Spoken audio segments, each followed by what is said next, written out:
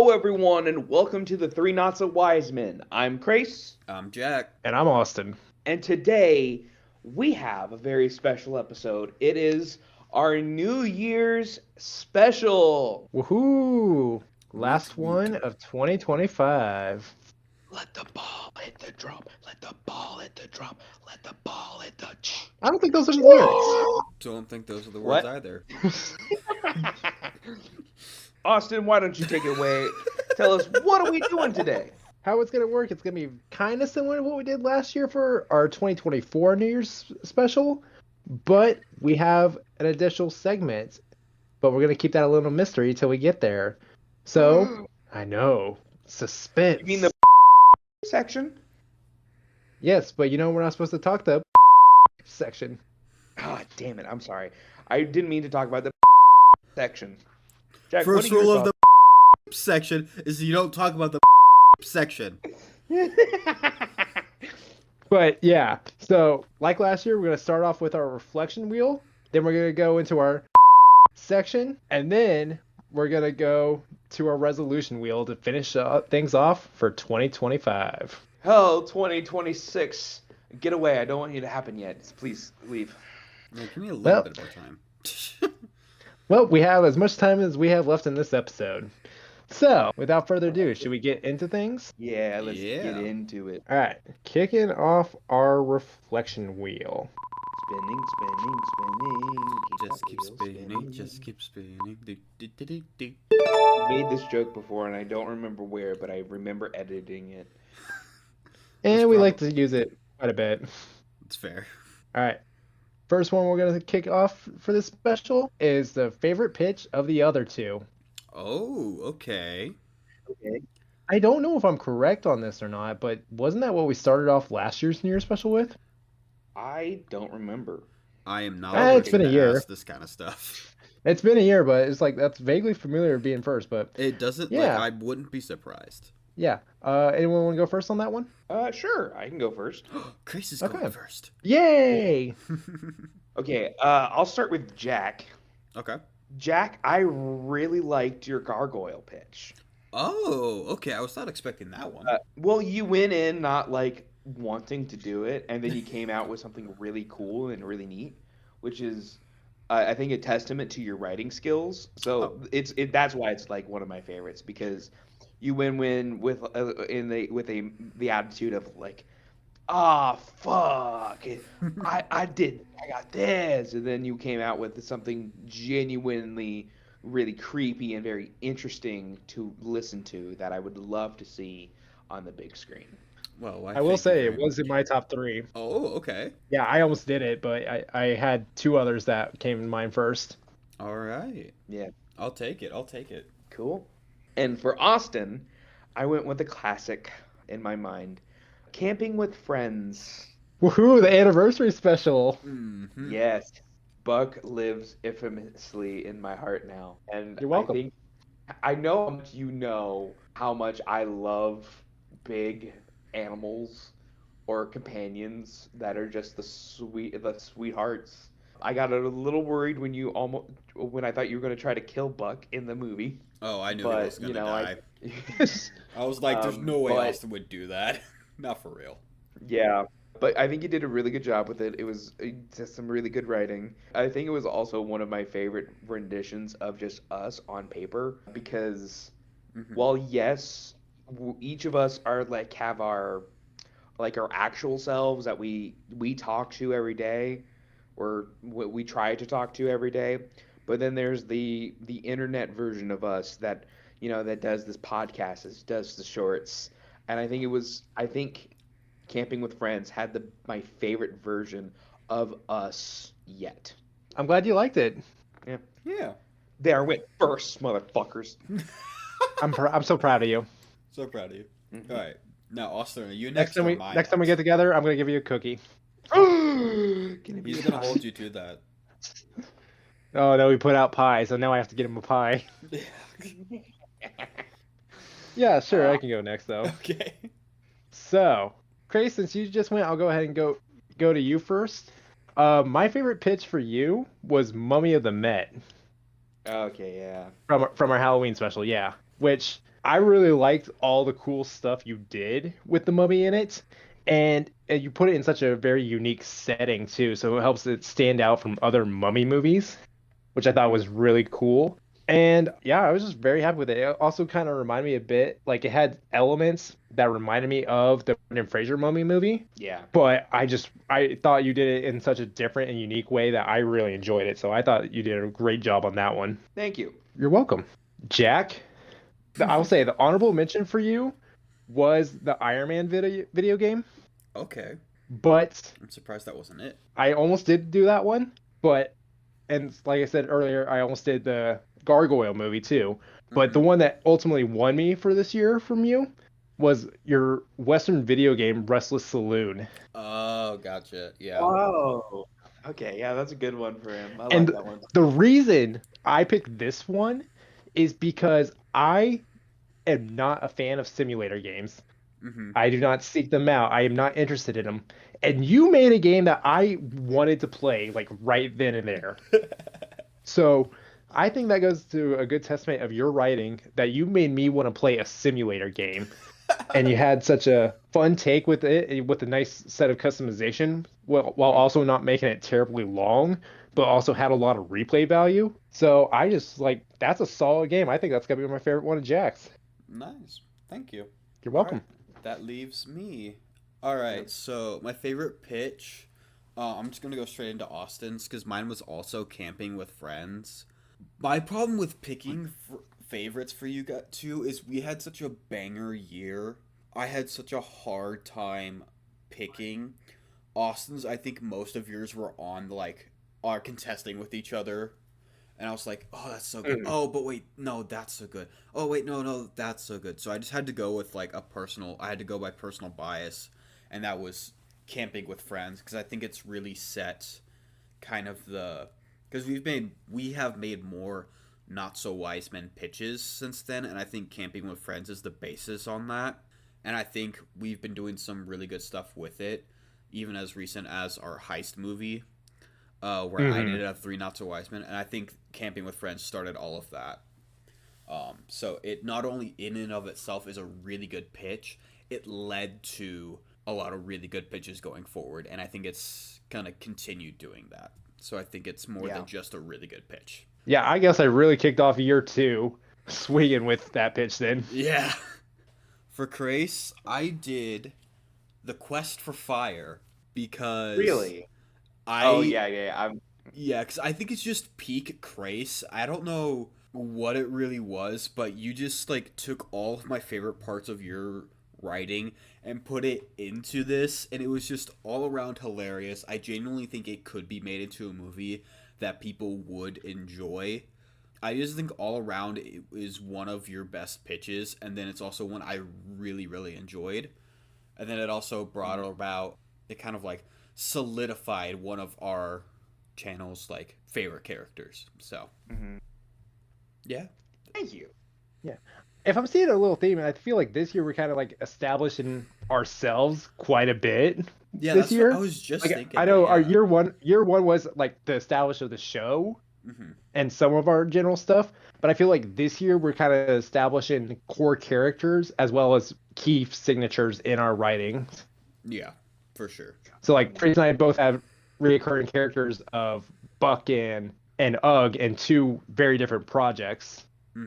Or similar projects, but different prompts related to it. Yeah. Yeah. Yeah, it was just a really good year of pitches.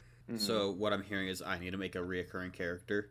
Well, technically speaking, you do have one with what's it, Porky the pig. No, was it Porky? What's you named your pig in Zunado? Oh, I don't remember his name. I'll be fully honest with you. Yeah. But that's why I wasn't sure that would count as the reoccurring character because it was Nah, a direct sequel, yeah, not I a wouldn't different pitch with the style.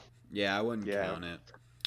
I think But Zunado yeah, is a thing of it's its own entity. Yeah. Yeah, no, you can't boil Zunado down to its to one thing.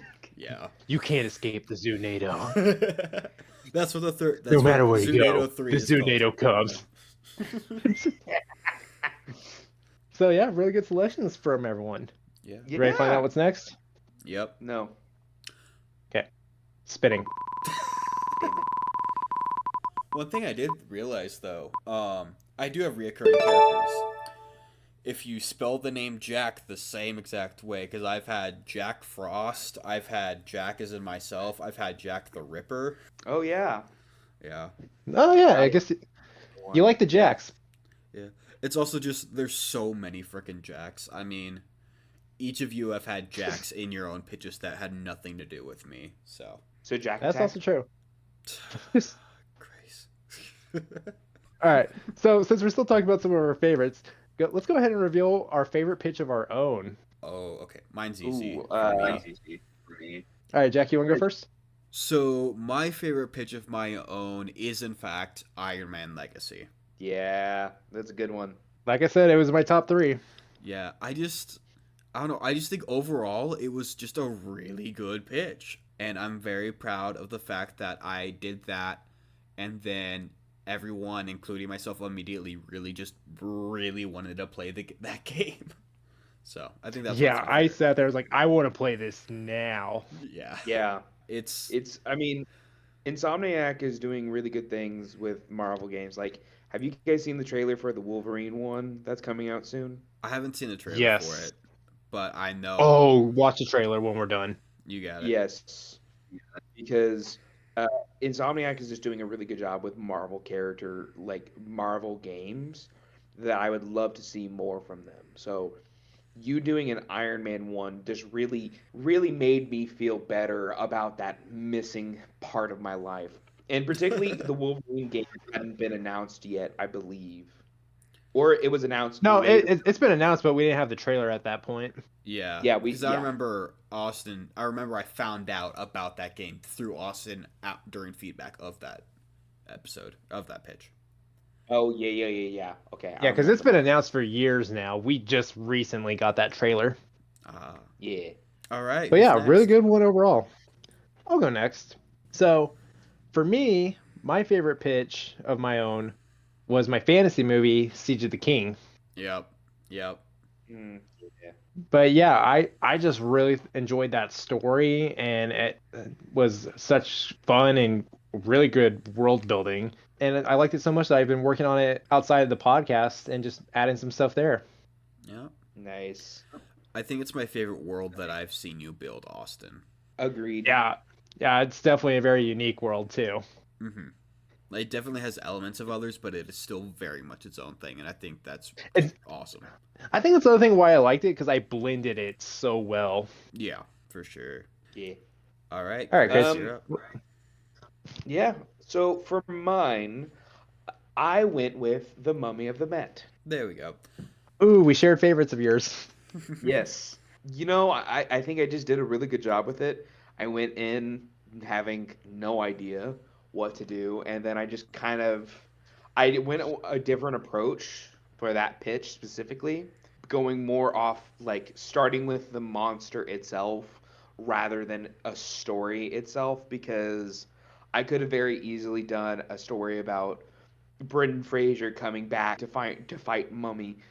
Well, here's the funny thing about that. Not long after we did that episode, it was announced that they are doing a new Mummy movie with Brendan Fraser returning. See, I could have very easily done that, but I wanted to do something different, and the only thing I could think of to start that process, because we only had those 30 minutes, was just make the mummy up, make a completely new monster from this type, and I got something that I'm very proud of, that I would love to work more on. Yeah, like I said, you did a really good with that one, and I think you did a very smart thing by making it your own original take and your own mummy instead of building off someone else's. Yep. Yeah. All right. Okay. On to the next one. And that bottle. What? Spitting. I didn't sign up for that game, guys. Aww. But I brought our own bottle. Oh wait, it does have our logo on it. Yeah. All right. If given a blank check and a reasonable amount of production time, which pitch would you want to produce? Okay. I can go first on this one. Okay, go ahead. So the one, if I was given a blank check and a reasonable amount of time to produce, I would produce my Marvel video game, Marvel Civil War. It was a Yeah. good one, yeah. And yeah, just because like it's been a video game that I've wanted for the longest time, I feel like I would be silly not to produce it so I can finally play something that feels like a spiritual successor to Marvel Nemesis. Yeah. Yeah. Yeah, no, it was such a relief when we finally got that pitch. Hmm. Um, yeah, I think that was our last time recording in our old booth, too. Nope. Nope. It wasn't? If Okay. I believe it was our first time recording in our new area. I think so, yeah. When it was spun, it was in our old space, I think. But we Yeah, recorded the I episode in the remember. new space. Yeah, I remember. Yeah, no, that's what I meant. Like Gotcha. we Yeah. spun it in the old space, and it was. So I love that it was our transition from old space to new space. Yeah. Yeah, really good. Again, a really fun game that I would love to see actually be playable. Yeah. I I just it's so funny to me that it's like, yeah, I want to do this pitch because I want to play it. And I'm making this joke not at Austin's expense, but at all of our expense because I think we all have pitches that we would do that for if we had the money. Yeah. Hmm. If Well, I I think the other big thing is we did a lot more video game pitches this past year. Yeah, Did and I've we? enjoyed that. It did not feel like it. I think we did just comparatively to last year, I think it or the previous year. We definitely did more video games. I don't think we did like more video games than other types of pitches though. Yeah. Go ahead, Jack. All right. So, my answer might not be allowed. We'll see what you guys say. Cuz mine is if I was given a blank check and a reasonable amount of production time, I would want to do Kai's pitch Trail of Tears. Oh, Okay. For the I would same allow. I would allow that for yeah, sure. for the same reason that Austin had, because not only do I think it's an amazing game I really want to play, but also I think it informs a lot of people about something that is really not ever discussed. So it brings that as well as just being a game that sounds so fun to play and Hmm. just a really good game overall. I didn't know if you guys would let me do a guest pitch, so I had a backup, and my backup was Siege of the King.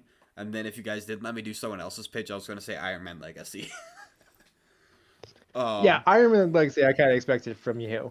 I will say though that I think it's okay because the question only says which pitch would you want to produce, and that kind of open to anyone's. So yeah, Yeah. it doesn't say yeah, yours specifically. yeah. I literally Way wrote Trail of Tears if possible. If not, then the Siege. If not, then because right, Yeah. planning my answer, I was like, I don't know how picky these guys are going to get, but no, Trail of Tears would be amazing to produce. Yes. Yep, I'm okay with that answer. Yeah. We should send this episode to Kai when it's out, so he can, What are you talking about? He's inflate the his. first person to listen to every single one of them right away. That is true. He is our super fan. Yeah. Right, Kai. Wink, wink. I don't know what else. I like how you talk to him like he's in the room or something. All right, Grace. Grace, what's your answer? Which pitch would you produce? So, I had a different answer going into this, and I will tell you it, but I want to change it just because of how much we've talked about it. I would pick Mummy of the Met. Okay. Okay. The more, yeah, I would love to see it actually on. It would be the one horror movie that I think I would actually go watch in theaters. Interesting. I will say you did provide some nice details. Like I feel like it would be a really cool visual, and I talked about this during the episode too. But to see those people like get dehydrated and filled with sand, it's like Yes. such a creepy thought. But I think it would be so cool to see on the big screen. Yes, I think particularly with some of the effects that I've seen in recent years, I feel like if we get the right production team for it, we could definitely make something really cool. Of course, I would want my two favorite co-writers with me the entire way. I will say my original pick was the Yokai movie. Oh, Um, Mm, was that this year? nope. it was not this year. That's why I also wanted. Ah, But I still really liked it, and I couldn't think of anything else that I liked that much. And after discussing Mummy of the Met so much. I'm like, you know, Okay, cool. Because I honestly would like to see you return to yokai, but it was not this year. I know. Awesome! Mummy of the Met's Okay, the answer. Alright, what's our next thing? coming up next. Spinning. Okay, what was your guys' least favorite episode of this year? Okay, I'll go first. Just right out the gate, my pick is worst movie pitch. I just didn't like starting the year with it. It was a fun pitch. I do enjoy it, but there was just something about that pitch that didn't sit right with me creatively, but I still had fun doing it. I'm Uh, gonna jump right on with that one because that was also my least favorite episode of this year, and most of it was because it just didn't have the same magic as the worst video game pitch did, which I felt like we all really played into a bunch of the bad stuff and made it a really fun episode. And I just Yeah, don't think we played into it as much, and we just kind of, it just felt a little flat compared to some of our other episodes. definitely. yep. I agree, but that was not my pick. My least favorite was Ugh, another Disney remake. For a few different reasons. Mostly because my pitch was literally like, or my pitch that episode was just literally like half a cast list, and then that was pretty much it. So I just kind of threw me off. But also, it could have literally just been I was so upset with myself that I couldn't enjoy it. But that was just my least favorite one overall. But the worst movie was a close second. It was pretty flat. Yeah. Yeah. All right, moving on from that. I Yeah, spent moving away spent from the negatives, we're gonna go on to if it's the least favorite guest pitch. favorite guest pitch. All right, Yep. I So we have a total of four options from this year.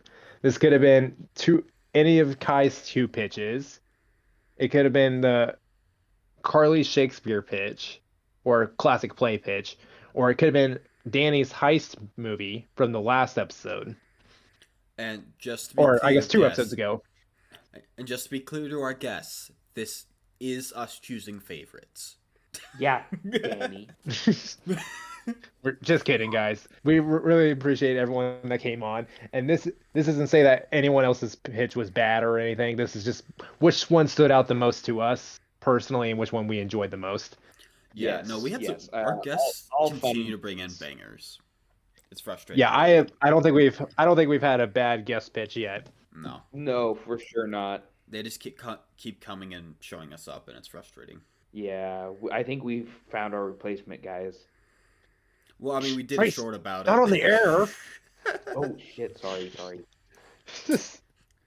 All right, who wants to go? I'll go first because I've already said yeah. mine, and mine is Trail of Tears, Kai's pitch, Yeah, for the reasons I Yeah. said before, and it was just so good. It's just I wanted to say I can't really put into words how much I enjoyed it. Just you got to go back and just listen to that episode. You don't need to hear Mia talk or anything like that. Just listen to Kai's section, honestly, and you'll see what I mean. yeah. I think I'm right there with you, Jack. Kai's Trail of Tears pick was really good. I really enjoyed it. It was also just great to have Kai on the set with us for the first time, and he came in with something very good and like very personal for him as well.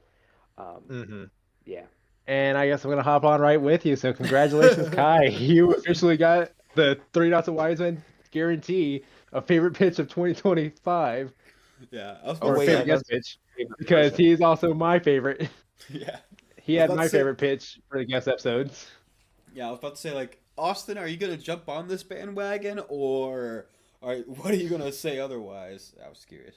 Yeah, and it's mostly for the reasons you guys shared. Like it felt so personal, but it could have been.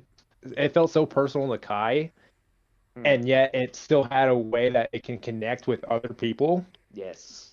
while also being very educational to what's going on. Hmm.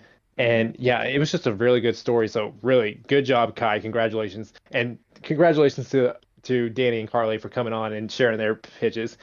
Sorry Yes. that we didn't get one. We didn't name one of yours our favorites. I guess we really weren't expecting Kai to clean sweep Will that. say, I will say my runner-up was definitely Antigone, and it was a really hard pick between the two of them. My runner up was Danny's heist movie. I gotta say, my runner-up was Antigone, but more because of the impact it had on Carly and I's friendship afterwards, especially with us comparing it to the Lorax. But yeah, really good job from all of our guests. Yeah. All right, so coming up next, we got okay. What was your least favorite pitch of the other two? Oh, okay. What did I Okay. put down for this? I'll go first on this one. Oh, he's ready. All right, go ahead. Well, there's that, and also I think we kind of established that we're going Krais Jack Austin. Oh, Have right. we? Yeah, Yeah. really. Yeah. All right. First one, Jack. I did not like your onward pitch from the Disney remake. I didn't either. I don't blame you. Yep. Like you said, it was mostly a castless thing, but I strongly and still strongly disagree with some of those casting choices. Oh, me too. I looked back at it and I was like, what was I thinking? Yeah, But yeah, I did not really care for the pitch, and it really didn't provide anything new to the remake. Hmm. And I still say like would be one of the most challenging ones to actually do Hmm. because of what goes on in it in the movie. yeah. Yeah. But I do stand by Adam Scott as the dad. I think he would have killed it as the dad. Oh no, I that one I was pretty okay with. The biggest one that I was really against, besides you threw this out too, but Chris Pratt coming back as Oh, the yeah. second as the older brother. But I did not see Finn Wolfhard as the younger guy, especially by the time this movie would get made. I Yeah. by the time got made, I agree. If the movie had been released when we made that and it had come out like when I did the pitch, I would have stood by it, but not anymore. Hmm. I don't know why I feel so strongly about that, but no. But yeah, that was my main reason on that one. Oh yeah, it was yeah. Grace, I think you saw this one coming for you.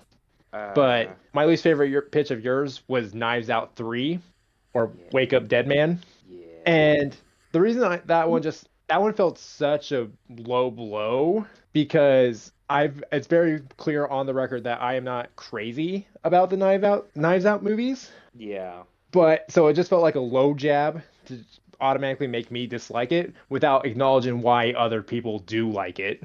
Because I fully go on the record and say that I am on the minority of people who dislike these movies. And even Yeah. then, I don't dislike the first one. I think it's overrated. Overrated does not mean bad or hate.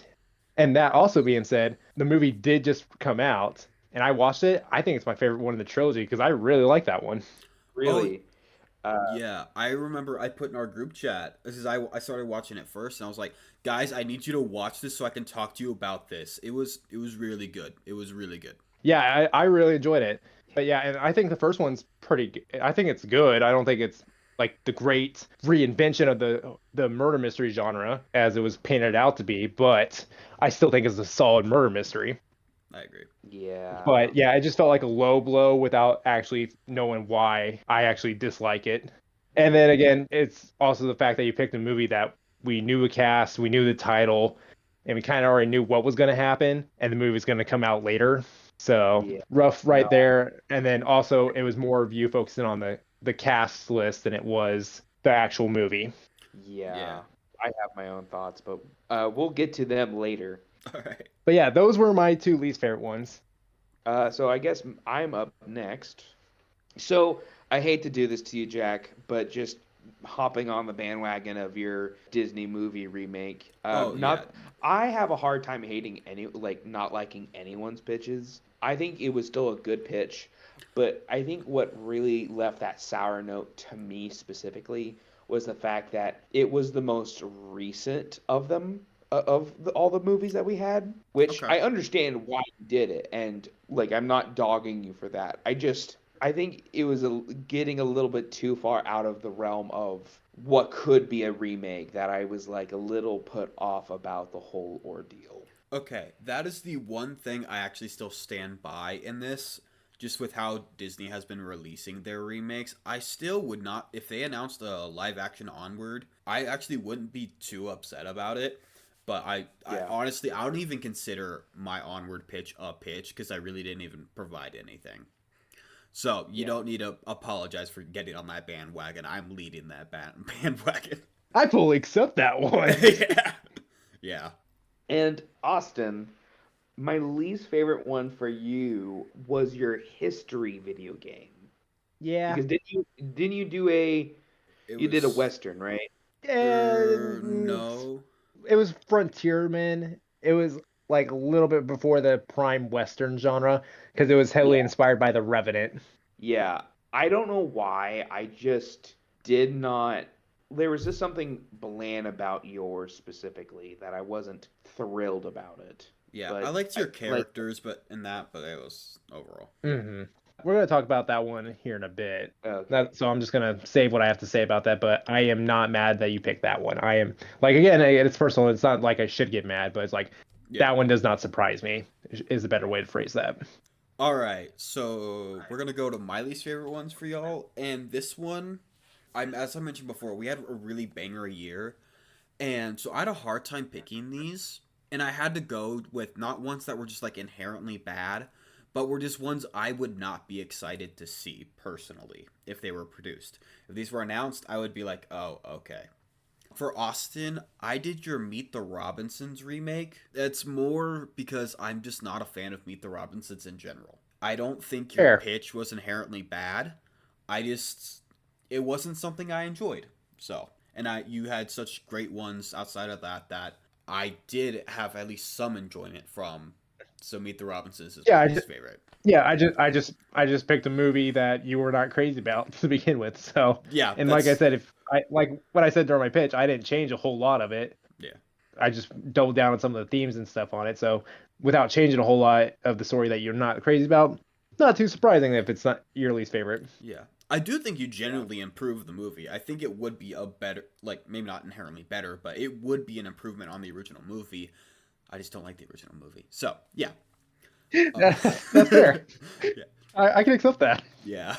For Krais, I did your Pokemon one. I think this was in the adaptive video game episode. Mm, The reason why is just because I feel like, and I discussed this in the episode, so I'm trying not to go into it, but you didn't bring us anything new. That movie that you just, basically the story of Gen 1 has been done Yeah. not a dozen times, but it's been done several times, probably Yes. more than I can count on one hand. And then when I said you didn't bring anything new, you said you had, oh, I'm giving you the Mewtwo story. Well, we have the Mewtwo story a lot as well, so that was mine for those reasons. Valid. Yeah, we just had such a good year. It was hard to, outside of my Onward pitch, I don't think there was any ones that were inherently like, oh, this is bad this entire year, Yeah. which is saying something awesome. mm-hmm. Yeah, so that's there. Yeah. All right, All right. next thing. How many more things do we have left? I have a 5. couple. 5 left? Yeah. Okay. Yeah, it's because we added a whole bunch. We added a couple, like 2 or 3 new ones on top of what we had. Oh. All right, we got favorite moment from this past year. Grace, why don't you kick us off with this one? Sure, why not? I'd have to say our first recording session in our new place or in the new recording space because we had to move recording spaces for various reasons, and it was a little sad to stop recording at our old place because, the memories and that place will always be like our recording room. Yeah. Yeah, it was a Um, really good space. It was. And then recording in Jack's new apartment, which is very nice. It's not the most glamorous apartment, but for me specifically, I like it a lot. And there's just something really nice about the lighting, the space. It's small, but also there's enough room for us to just kind of move around as well. Plus the slightly more comfortable furniture. Slightly. Yes. Dude, that Uh, couch is like amazing. Oh, that couch is incredible. It's No. it is a black hole. Add one last thing. I think it was when we got into your recording into your place. A lot of my favorite episodes from the year came from your apartment. Mm-hmm. Like some of the ones that I'm not a big fan of were is in the old recording space, but I don't think we've had a bad episode in your apartment, I Jack. agree. I think so. Yeah, because the ones we weren't liking I were think all that virtual. yeah, I think the fresh space was also just kind of like rejuvenated some new ideas. Mm-hmm. Like uh, I think there's actually been like a study or something that shows like your location or just sometimes just changing location can help bring new ideas. And I really Yes. think it had. Yeah, and didn't Yeah, it wasn't was it? so We it was just recorded I autumn the day I moved in, didn't we? Yes, we did. yes, Yeah, so that was an extra special thing. yeah. It was just it was nice. Yeah, Jack, what about you? What was your favorite moment from this year? my favorite moment, and it's my favorite. There was a lot of. Actually I had a hard time picking out a specific moment until I was looking through my phone recently, and I found a video, and it was while I was editing Lore and Disorder. There's a specific moment, and it's so good because no, basically someone made a joke. I think it might have been me. Something about like looking at this camera like you're Jim Halpert, and then Austin looks at the So camera like Jim Halpert, and then Chris and I look at each other and then look at the camera like Jim Halpert. We had no communication, and then immediately after that happens, Kai goes, "So I'm gonna call lightning," and then Chris' face goes from Jim Halpert to what? no, I And think those just were two the separate moments, but I remember seeing that. no, Yeah. I had it on video because they were piggybacked right off each other. Crace goes from Jim Halpert to that moment, and I that's why because it was a twofold. I literally wrote favorite moment, Lord Disorder, Jim Halpert into Call Lightning. I want to make a sticker of Crace's face, like just the utter shock when he Yeah, turns at because when I'm feeling low, sometimes that image will just pop in my head, and I just get so much joy out of that. Like it's so funny. Kai brings out the I'm glad best you in guys us. like me. It was He does. Isn't it?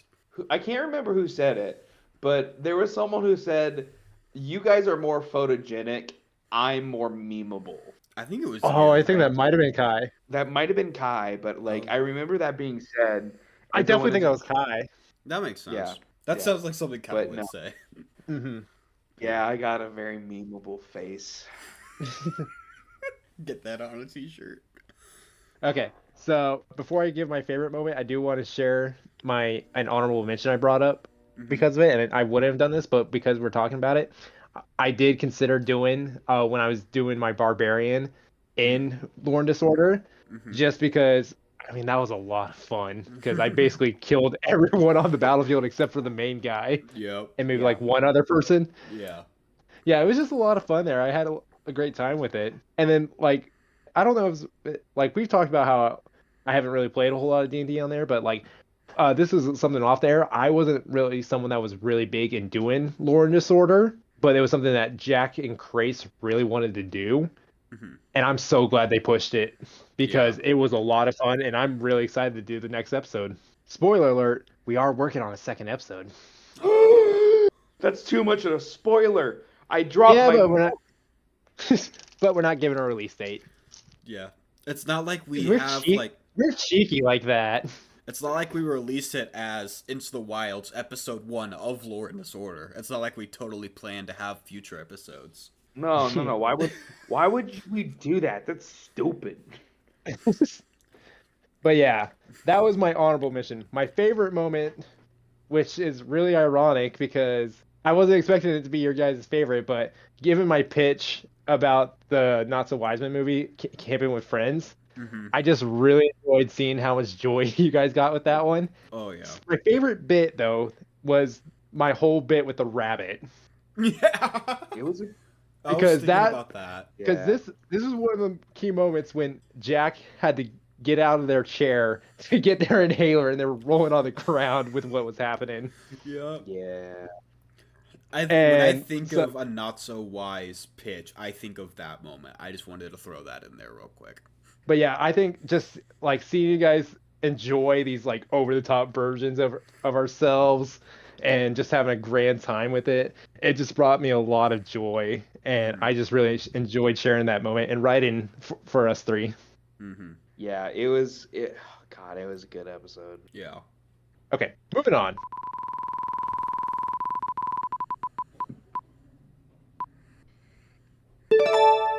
We got favorite miniseries episode. So this could be any of our film reviews. It could be top 5. It could be. I think even with that note, we'll throw in some of our shorts, sketches, and Lore and Disorder. What? Okay. Give me a second. I didn't know we could add in shorts and sketches. I don't know if my answer's changed, but give me a second. I thought we talked about that, but I don't remember that. So, I guess I can go while Jack scrambles. yeah, go ahead. Honestly, my favorite mini-series episode was probably the Lilo and Stitch film review. We don't do a lot of film review because we're poor. Uh, and we also have a rule. I don't think we've discussed on air, but all three of us collectively have to agree to the movie that we want to watch. Like we all have to go out together and watch it. And unfortunately, we all don't live in the same place now. We're in the same area, and so that's kind of gotten a little harder. But there was something special about the Lilo and Stitch one that made me go, "Oh, I really like doing film reviews." Like I've always just been a casual fan. I've never really wanted to like share my opinions on these things. But now that we're doing film review, it's like, oh, I genuinely love sharing my ideas or thoughts about these things that I love.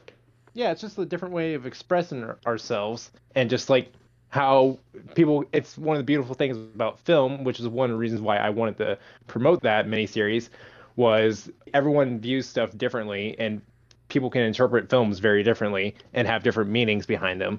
So I was like, hey, it would be a good one to do, and I'm glad we have it.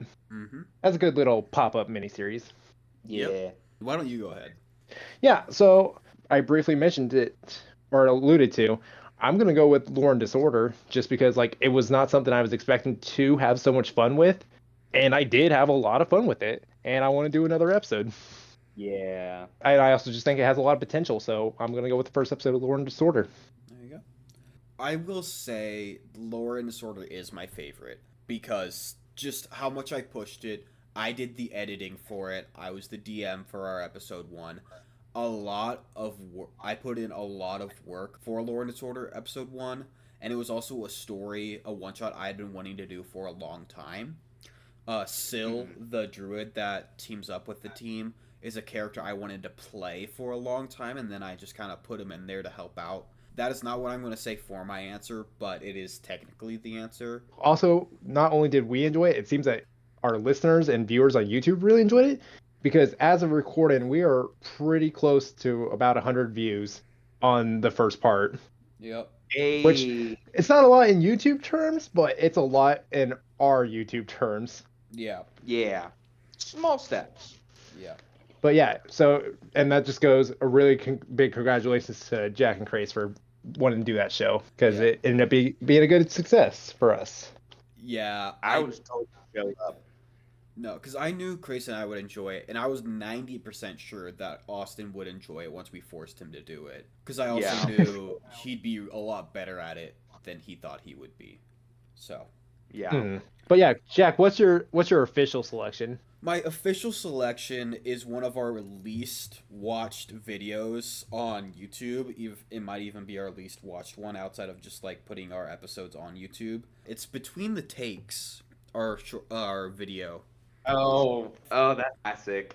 For what it was for me, all of it was essentially inside jokes, but it was stuff that like the listeners could still enjoy or that they were in on the jokes. And I think I really loved it because I think I presented the idea of a Between the Takes, and then from then it was pretty much entirely collaborative. Us making the idea for the video, us filming it on the spot. It was all very improvised, or not improvised, but like in the moment, and it was so much fun. We were writing the script as we went. Yeah, pretty much. Yeah. We added bits, we changed things. There also a moment gave me a photo that I use on as my profile picture for a lot of different things, and that's just me brooding out the window. It's Oh Looking yeah. for the photo. yeah, it's like 8 months old, but my hair is very different. But I look a good bit You different, still but it's a good photo. But yeah, it was just Hmm. really fun. I think it was, to me, it was the creative project that we worked together that much for the first time, I think.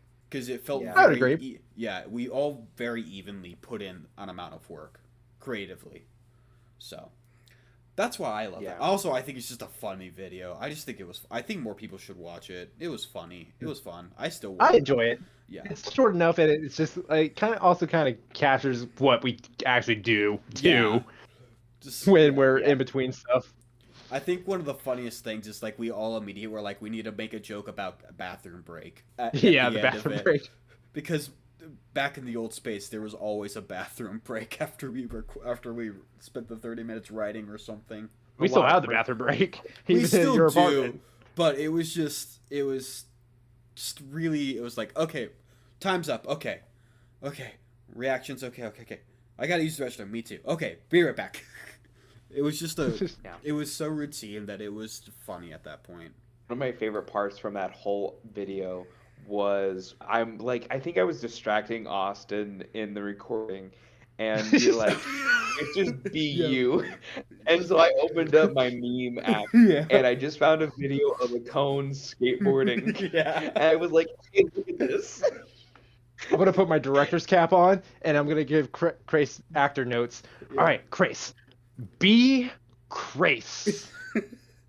Krais, That- got it. I found funny video. I think that took 3 takes for us to do just because Austin and I could not keep it together. The last one, the take that went into the video, I was holding my breath the entire bit because I would have Yeah. laughed if I breathed. Krais, you comedy genius, you. Anyway, You silly comedian. alright. Oh, guys, stop it. No, actually, stop it. There's a medical problem. Yeah, the medical problem of not accepting compliments. Yep, He's getting better with it, though. He is getting better. he is getting better. Alright, the next thing. All right, I'm really excited. We're down to our final 3. What was your least favorite pitch of your own? Onward, next. Okay. I alluded to it already. It was shared one with Krais. It was New Frontiers. While it was different enough for my Western pitch, I feel like I could have done a little bit more. And yeah, I agree with what you guys were saying earlier. That one did feel very bland, especially like compared to my other games that I did. I was like, yeah, that one's pretty bland. And I definitely could have separated it out a little bit better. Did put a little more details in it. But yeah, New Frontiers was my least favorite pitch of my own. And like we've been talking about, like I actually had a really hard time picking my least favorite of mine because like we've been saying, like we've been doing really good with pitches. I feel like I've been doing really, really good with pitches this year. So it was more like I don't really have any bad pitches, unlike last year when I was like, I don't like Sandstorm. Mm-hmm. This year was like, well, which of these is just more of my more meh ones because all these are pretty good, Yeah. or at least have something good backing it up. So, yeah, I ended up going with New Frontiers. Yep. Grace? Yeah. Mine's has been brought up before as well. Knives Out 3. I don't think I need to elaborate. Yeah. we Actually, talked no, I about will. Uh, I will actually. just because we didn't talk about the one thing one of the reasons why I really don't like it. Like, I thought it would be funny to like do a Knives Out 3 just to irk you a bit, Austin. But I also wanted it to be a good pitch because I do like the Knives Out movies, but I completely forgot about there being a third one coming out soon. So that was my own fault. But the thing that really killed me about it was how hard it is apparently to write mystery pitches. Oh my god. I remember just panicking for like half of that time because I was just looking at it being like, what do I do? I got nothing. And I mean, it's okay. It taught me something though. especially murder mysteries, because mysteries like kind of get there, but murder mysteries have like plots and subplots and subplots and different things. And Yes. yeah, you were kind of doing. You I will almost say though, have like expected. not to say like not to diss on Crace a little bit more, but I will say because we've already kind of talked about our favorite pitches and stuff. Jack, I think you did a really good job with the murder mystery for the Christmas special. Yeah, that's why I brought it up. It was because like I had my answer at the beginning. I was going into my mystery, so it wasn't as hard. Hmm. But like if I did, because originally I think I was doing something more along the murder mystery route with that going into it, and I was like, "There's no way I can do that." I don't know how Crace even could get as far as he did with the Knives Out 3. And thank you for leading by example, Crace, because otherwise my It's most just recent one would not have been as yeah when in Yeah, doubt, learn from Crace's mistakes. yeah yes. Crace That needs to be the name of Crace my walks so autograph. Jack can run. yeah. All right, two to go. Oh my god. I genuinely do. Okay, I remember one of them. Oh, found it. Okay. Oh, I like these next two. Hmm. All Yeah, right. I'm waiting for my favorite. Yeah, I think we all Okay. have the same favorite. What was your favorite Mainline episode? Who goes first on this one? I don't remember. Crace, let's go with you. Okay, You I spoke walked first, so into that one. therefore. Yeah. I'd have to say my favorite mainline one was probably the vampire movie. Mm. Really? I don't know, similar to how we all like the extreme sports game one. Hmm. Vampire movie also had that same feel to me personally Okay. because it was still all of our own styles, but yet we still I think we all delivered really good pitches at the end of the day. I don't know. I think it was just a good. No one's pitch was like dog shit. Everyone had like either really good like subpar or like really good over the bar pitches. I would agree that. And they also had a good variety of style of vampire movies. While like I Yes. had more traditional vampire horror, Grace had comedic Muppet vampires, and Guilty. then Jack had a more drama-based vampire movie. Yeah. Yeah. So just something that we're all like really strong with, and we went in such different directions with each one of our pitch. Like, I definitely couldn't see like fucking count in Austin's or Jack's, but I could say the same about their characters in mine. Yeah. It worked really well. Yeah. Yeah, Well, that's a good take. That's a good take on it. yeah. Jack, you want to go next? Sure. Mine was HBO No, our HBO show pitch. Really? Yeah, because I felt it was one that we all brought something very personal to, and then it was not like deep rooted personal, but something that was personal to us that and was overall just a really we all had really good pitches, was overall really good. Crace with his The Crown of Candy at adapting something he loved into something that worked really well for the series, which surprised I can't speak for Austin, but it really surprised me on how well it worked. Austin's Mortal Kombat, which opened my eyes a bit even more to how much lore and world building there actually is in Mortal Kombat. And then Mm-hmm. Mind the Monsters Inside. I just really enjoyed that pitch. Yeah, it was a good one. Yeah. So that's my favorite episode. It wasn't inherently the episode itself. It was more our pitches, but also like it was a pitch we had been waiting on for a bit as well.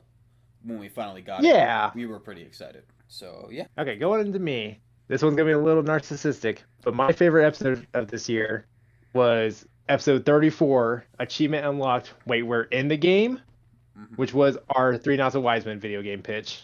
Yep. Yeah. And I just remember having such a great time doing that episode.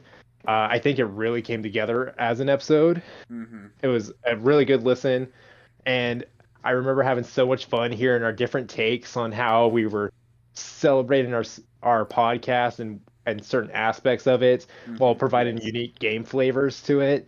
And while mine was more RPG focused and stuff, and you two had more of a hey, let's take elements from our episodes. I think you two also did a really great job at like making your two games different while having the still same key element to it, and Oh, you guys both provided very unique takes to it. yeah. I was Yeah. surprised on how like unique each of ours were. It Yeah. was really enjoyable. But yeah, that was my favorite episode of this year. Yeah, that was probably my runner-up for favorite episode, to be honest. Yeah. Mhm. I listened to that one recently. It was pretty good. All All right. right. And finally, our final one for our reflection wheel, which is a new one for this year, and that is, what three things do you think could become merch for us? This is my favorite question. Is that the same for everyone else? Same for me. I think it's pretty high up there. I don't Yeah. really know. I didn't really pick which one would have been my favorite of all of them, but this one's That's pretty high up there. I didn't think I Also, just picked it. every time I look at this, I'm thinking about Spaceballs, and it's just yogurt going merchandise and merchandise and merchandise, Yeah. where the real money of the movie is made. I think we're gonna get a lot of overlap, if not complete overlap.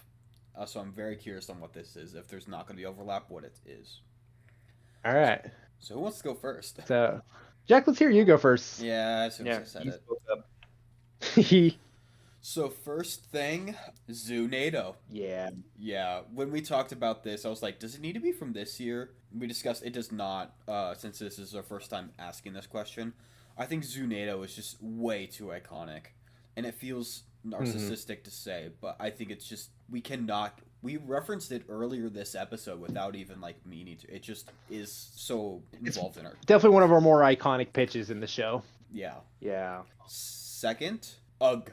I think Krais's caveman has become, like, behind the scenes, it was like such a big thing for us for a while, and then with Quest for Fire or whatever it is. Yeah, that's the name. Yeah. Yeah, the heist movie. Yeah, the caveman heist movie where he got, a leading role. I think he's become he's become one of my favorites. And then lastly, Buck the Bear. I would love to see Buck the Bear on a t-shirt or a mug or something. We'll Yeah. get a stuffed animal of him. I actually thought of a T-shirt. I'll go right into mine for that Yeah, because go ahead.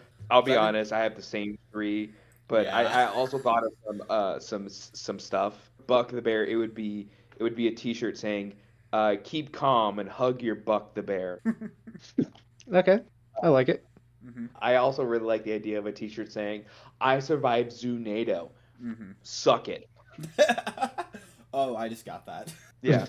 I got that mid laugh. I also have this one, but I don't have it like written down. But I just love the idea of one of our more popular ones would be a "Shut Up, Krais" mug.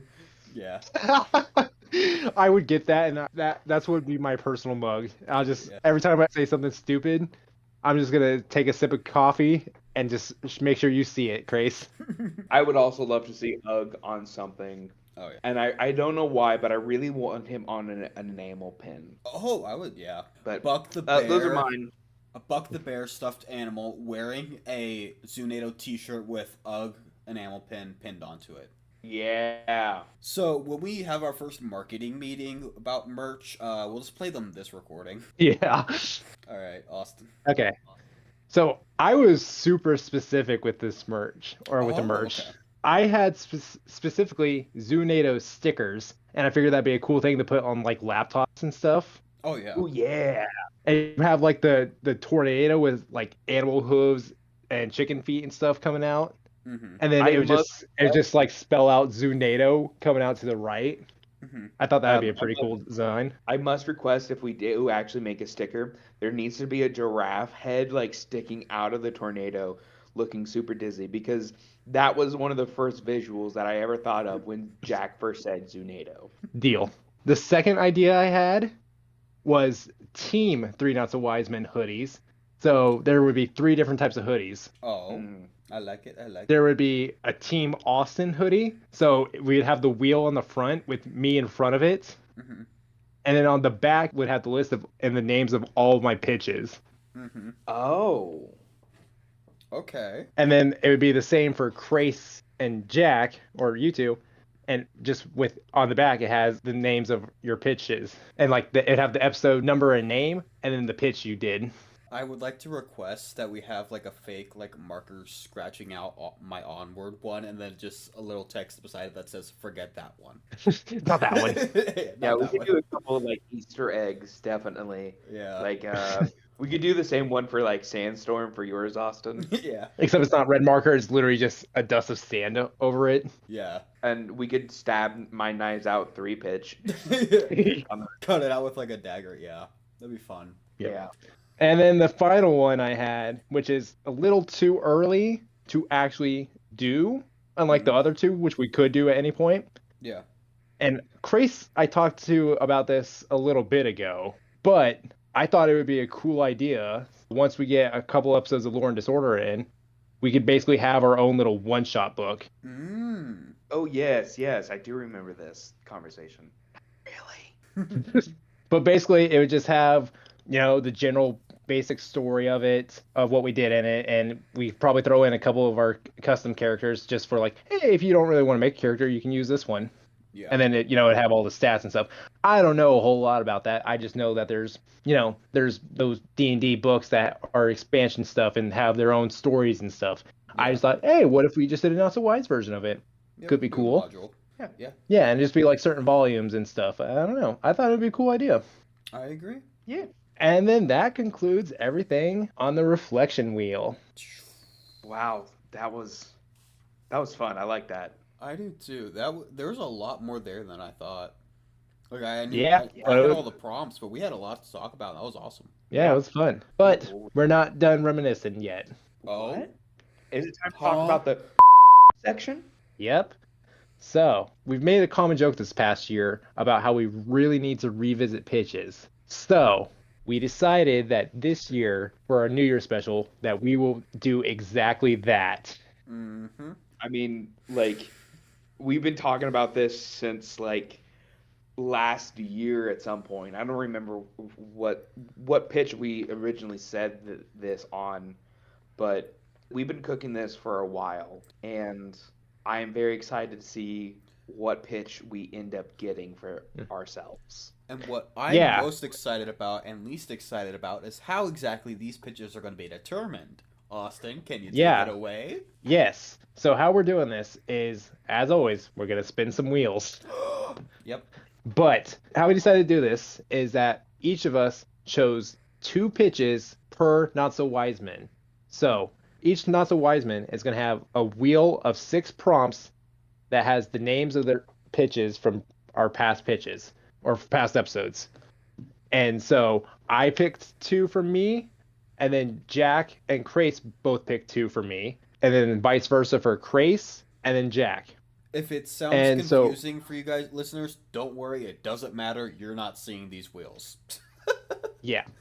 So basically, we're going to redo one of our past pitches, and we really don't know what we have because we decided we're going to share those with you guys as we do it. Yep. And one more thing before we start sharing which pitches we picked for each other. We decided that this year, because this is our first time doing it, we would allow pitches from 2024. However, we did stress that we were going to try and focus mostly on the pitches in 2025. However, if there's a pitch from 2024, it's not completely out of the ordinary. Yeah. Or off the table. Yeah. So we did, like, as we said, we preferenced 2025 pitches. But with that being said, are we ready to share which pitches we'll be doing? I guess. I'm curious if there's going to be any overlap. Because we did discuss if, like, Krais and Austin both choose this, of their 2, they both have the same one, it would just count for 2. So I'm just twice as likely to get whatever that is. So I'm curious if we're going to get much of that. Yeah. Okay. Does anyone want to share their picks first? Can I share mine last? Okay. I'm just scared. Okay.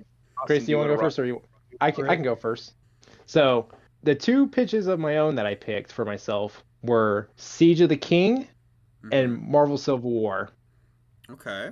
And the reason behind those is because I alluded to, I've been working on Siege of the King, and I kind of want to share some of the stuff or some of the other ideas I have for the movie. And then Marvel Civil War, I feel like I could probably do a little bit more with the story, since that was kind of the area I didn't focus on a little bit. Also, I might add a few more characters I think would be cool to have in the game. Nice. For Krais, I decided to go with Mummy of the Met. And like I said, this was my favorite pitch of Krais's, but I also remember Krais saying that he kind of wishes he had more time to like do the different abilities and maybe do some more with the mummy. And I'm just kind of curious to see what he could do with that. Yeah. and then also just see if he can come up with any other cool stuff. And again, it could just be cooler details. And then the second one of Crace's that I picked was the Three Not So Wise Men video game of his because, like I said, I really enjoyed that episode. And Crace had was like kind of scattershot with that episode, so he had different episodes not going in order. So I'm kind of curious to see what he could do with some episodes that came out after that episode, as well as some other episodes he said that he wanted to do but just didn't get a chance to do. So Okay. I'd like to see more levels with that. Okay. I'll do my best. For Jack, I went with the Iron Man video game. Okay, expected that. And yep, and like I said, I really enjoyed that one, and I kind of just want to hear more mission levels with it. Yeah. Yeah, maybe some other customization stuff. And yeah, I'm just kind of more interested to hear what kind of other missions you would do, and if there's anything else, or if you do like a DLC expansion. Mm-hmm. I don't know. Your picks on that. Yep. And then the second one for Jack I chose was Unholy Words, which was their gargoyle movie. Mm-hmm. And while I enjoyed the overall story and stuff, one of my big critiques from that episode was that I didn't feel like it was that scary enough. So what I would really like to see if Jack got this one was just more details on the kills because the kills kind of felt similar throughout the pitch. So I was just kind of curious to see if Jack could do some more variety in the kills, maybe get a little bit more detail in it. Mm-hmm. But yeah, those were my six pitches. Alrighty, I guess I'm going next. So, this is going to be our first overlap, but for mine, my first one for mine is Mummy of the Met, which I would expand upon the lore a bit, which is something that I really wanted to do. I just wasn't able to get as fleshed out as I wanted to. And for my second one, I picked the Crown of Candy pitch that I had, Mm. just because there was more lore that I wanted to put in. I just wasn't able to because of one time frame and two, I just didn't think it would work for the first part. So this would be like additional information that is strewn across the show. For Jack, my first pitch is your Iron Man one. I Yep. also picked the Iron. Uh, I would love to see a DLC exclusively, and if it's okay, I would love to give an idea. I would love to see a War Machine DLC. Okay. And I'm not as for your promising second, anything. that's right. It's a good idea, I will As for say. your second pitch, I would love to see a take on a new Magic School Bus. Okay. Okay. Remember, it's the same pitch. It's the same pitch, So but I'm curious on what else you can do with it. Okay. okay, yeah, I guess that works. Yeah, if you want to redo it, yeah, okay. For Austin, I would love. So I kind of this one's a little cheeky, but I would really like to see. For your two pitches are the Not So Wise video game for the first one, and for your second one would be the Not So Wise Christmas movie. Okay, what would I call that? A chaotic Christmas. Something like that. Yes, just because we discussed the Jack's like Jack's portion of the movie that I would really like to see in it, and the video game in the episode. You specifically mentioned that you didn't really work on a story. You just did like the levels and the character design. So I would love to see the story come to light. Okay. And those are mine. All right, that leaves me. Since y'all started with your own, I'm going to start with mine as well.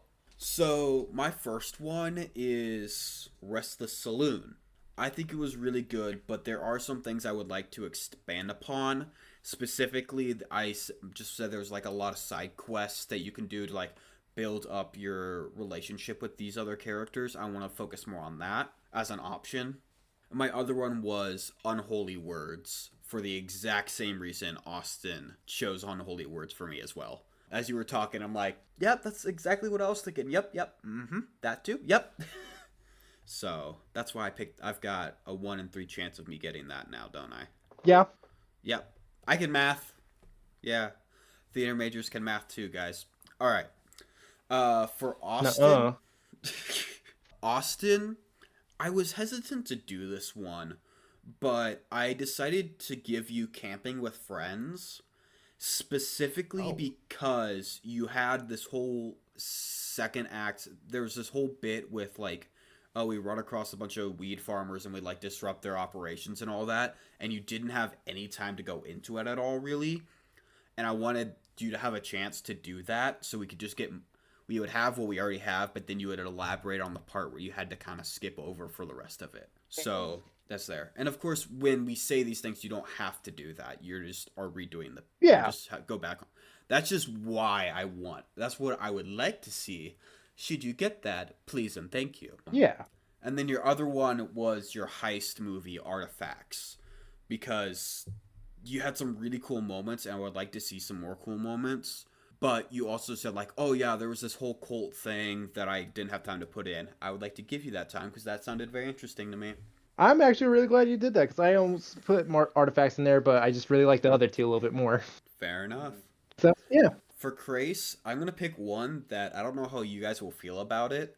His Marvel versus DC video game. Oh, no. I'm okay with it. I would just like to see more like details on like combinations and powers, really. Yeah. Just because I just would like to see you cook with that a little bit more. Yeah. Because I don't think like you could really change the story or anything like that. I would just like some more details on like the combinations. Maybe you just go through and show off specific combinations, and yeah.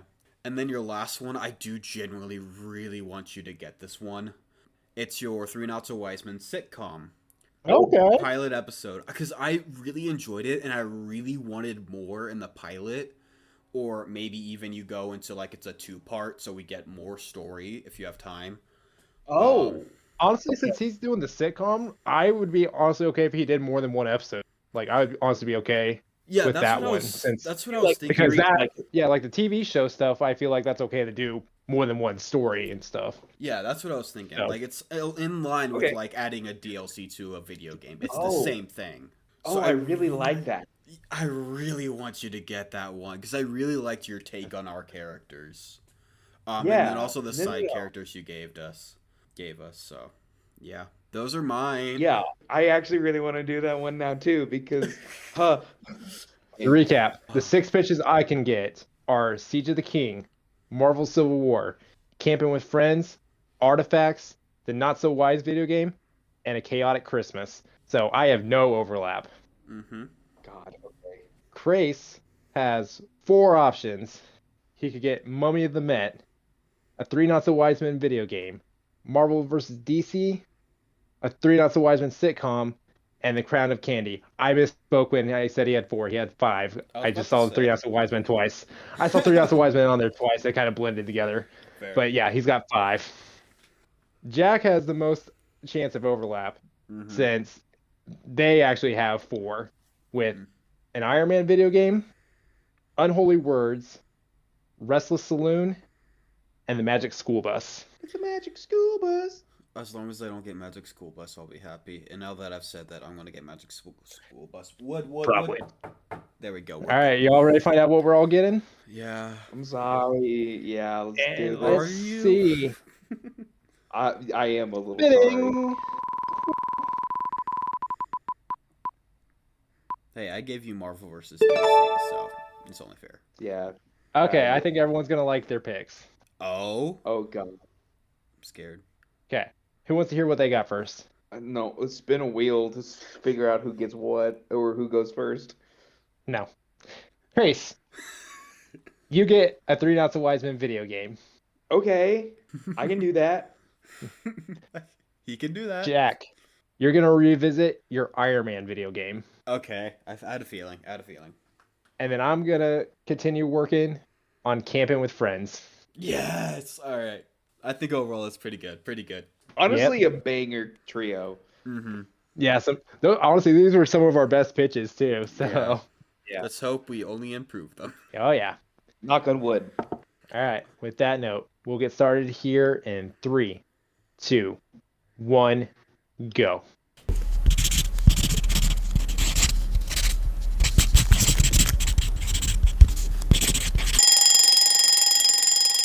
And time. Okay. Okay. Right down to the last minute, but when is that not normal for me? Yeah, fair. That's normally my case. I actually had a little extra time for once. I mean, like, you know, 45 seconds, but a little extra time. Hey, hey, that's good. Yep. I think I was somewhat able to improve mine. There you go. Yeah, I think there's just good improvements because again, we didn't really need to figure out the full story at this one. We just kind of need to add stuff. Yeah. That being said, you guys ready to find out who's gonna share their improvements first? Yeah, I'm Yeah. ready. All right, going first will be who's it gonna be? Krais, you want to make a prediction? Who's it gonna be? Jack. Well, it is you actually, Krais. Following Krais will be. I want to go, so that means I'm not gonna get it. It's what always happens. Well, you can be wrong this time, Jack, because you are next, and then Hey, I'll finish it up. feel good about that. All right, All Grace, right, what with do you that note, got for Krais. us? Okay. So, for a refresher, I had what the fuck is the name of this pitch? The Three Not So Wise Men video game. And for the audience, I wanted to do more levels because I had some ideas, and in fact, we were even speculating of having Carly on, and I wanted to do some stuff for her, but I never did got a chance to because that episode hadn't come out yet. But now it has, and I did it. Grace, can you So, really quickly like say what kind of game it is? Just like the oh, it's kind genre. of like a side scroller RPG. There you go. Thank you. No problem. So I added 5 new levels with some of the new episodes we've had since the original episode came out. I did episode 30, the DLC one, episode 33, our Marvel video game, episode 35, the Shakespeare episode, which we had Carly come on, episode 37, Fallen Heroes, and episode 40, this episode. Okay. So, similar to how the other levels went, I added new abilities for each level. Mm-hmm. So for the DLC one, I decided that it would be best if some of the abilities that the player would already have at this point would get upgrades. For instance, Austin, your Get Over Here ability gets an upgrade now because you did a Mortal Kombat pitch in this one as well. Now, when you use the Get Over Here ability, not only does it bring enemies closer to you, it also causes a burn effect on that enemy as well. Ooh, cool. Yes. Like that. Jack, for yours, since you did Marvel Rivals and your whole thing was Ultron, I gave you a cloning ability because his whole thing is like bringing up his the additional like mechs There's and all of drones. that. Yes. So you now have the ability to clone yourself so that you can cast more spells. The drawback is some of the spells take longer to like load, but you do have more range. All right. And then for me, I did an upgrade to my bull one just because the character in my Persona game is very like he's very stabby. So the upgrade goes to my skill the bow, which was normally just a tackle, but now has a bleed effect to it. Mm. Austin, for the Marvel video game episode, you would now have an ability that causes enemies to eject each other, so they can do damage to their selves. Jack, for your ability for this episode, since you did the Iron Man episode, I went with an upgrade to your ultimate ability, Lightning Bolt, and this one is just simply called Arc Blast. I couldn't think of names for all of these, unfortunately, but I do have a couple. So Lightning Bolt now becomes Arc Blast, which just does more damage. And then for mine, since my whole thing was merging Marvel and DC, I tried to do a random type change up. I'll get into these later. I added damage types to the game. And so each one of us has certain types of that we can do. I gave mine the least because because my build is more physical and more just I whack. Um, However, this ability allows me to have a little bit more variety if need be, so I can like change up damage type with every attack. The only trade-off is it's random. I don't get to decide what my new damage types are. Of course, that is also reset after a while. Episode 35 with the Shakespeare episode, Carly is unlocked. I also, one thing that I did work on was what all of our guests are able to do as well, but which I will get into later. For Austin, since you did had the Hamlet on the boat on with pirates, I named the skill Rum Me Lad, which is an upgrade to your Fireball skill that I gave.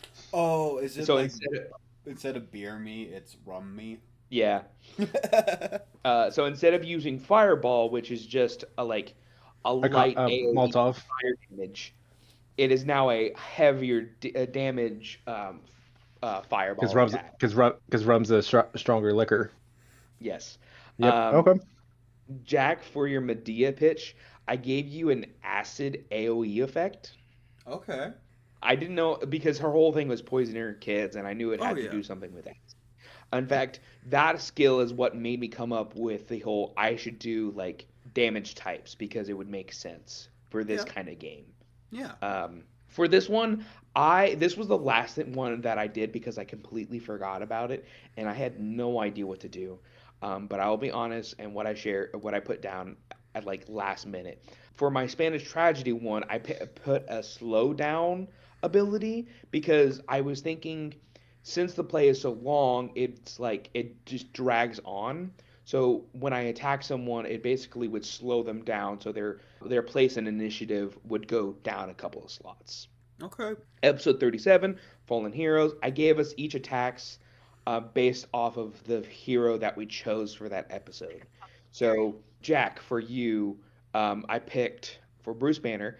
I was going to do something where you could do because in the original pitch, if you remember, you were a range caster. Mm-hmm. I thought about giving you the ability to do physical stuff, but I thought about it, and then I had the thought of that's not what your pitch was in the original episode.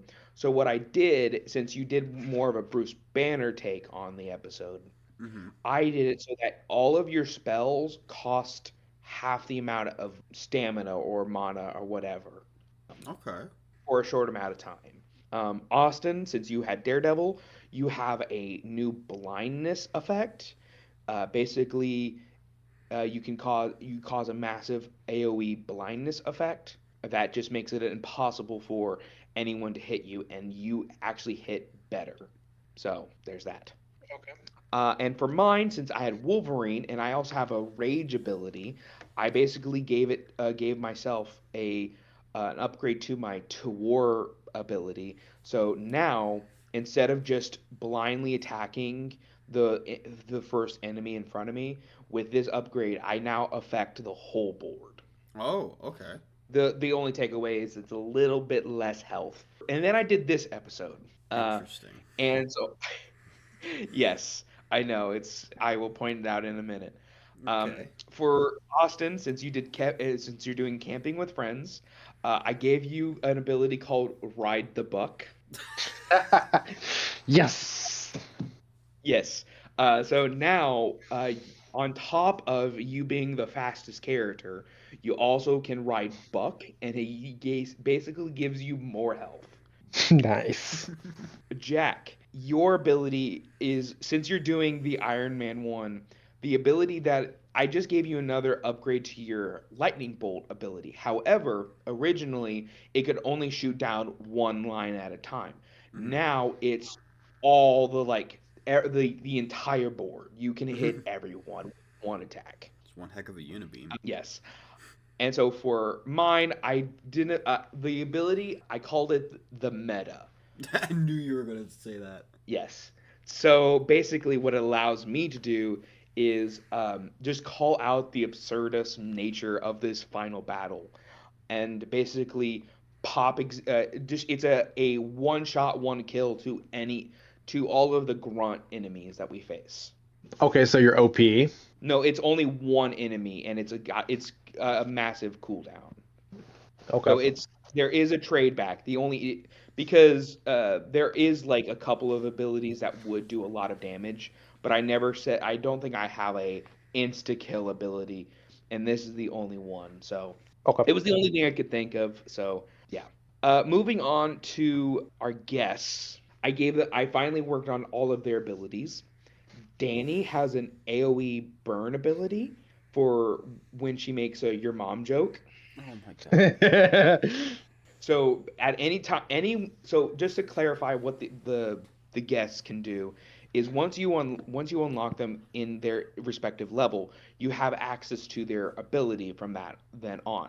That any like you could use at any time. And yeah, Danny's is an AoE burn ability for making your mom joke. For That's great. Kai, it is a cooldown reset. So basically, if you have like all your skills are still on cooldown, if you use Kai's ability, it basically puts it everything back to normal. I went with this route because I was going more of the Corin, the healer Corin from our Lore and Disorder episode.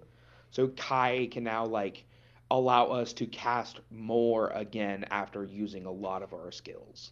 And finally, Carly, I gave her the best ability, an ultimate recharge. Basically, Kai can only affect your standard skills that you could unlock through the levels. Carly, however, can recharge your actual ultimate, which is your strongest ability in the game. And so, just to remind you guys what each of yours are, mine is the To War, now the Wolverine upgrade. Jack, yours is the Iron Man Unibeam one, and Austin, yours is the fire like Fireball Rum one. Nice. And then real quick, the types of damage that I added. I do blunt damage. Jack, you do slashing damage. Austin, you do stabbing damage or Makes Okay. sense. piercing, because I wanted each one of us to have one of these physical kind. And then there's various a bit like status effects. There's bleed, which basically means your max health goes down a bit. So me and Austin have those abilities. Blind, obviously, you blind the enemies on the board. Jack and Austin, you have those abilities. Stun, me and Jack have those. Grapple, only Austin has those because that's kind of his whole ordeal. Um, and then for Rage, me and Austin have those abilities. I will say, Jack, you do have the most coverage in the entire game because since you're the caster, you can cast literally any kind of damage Oh yeah. in terms of yes. So just to kind of tell you the types of damage, there's acid, fire, cold, lightning, earth, and wind. Jack, you can cast every single one except for earth. Makes sense.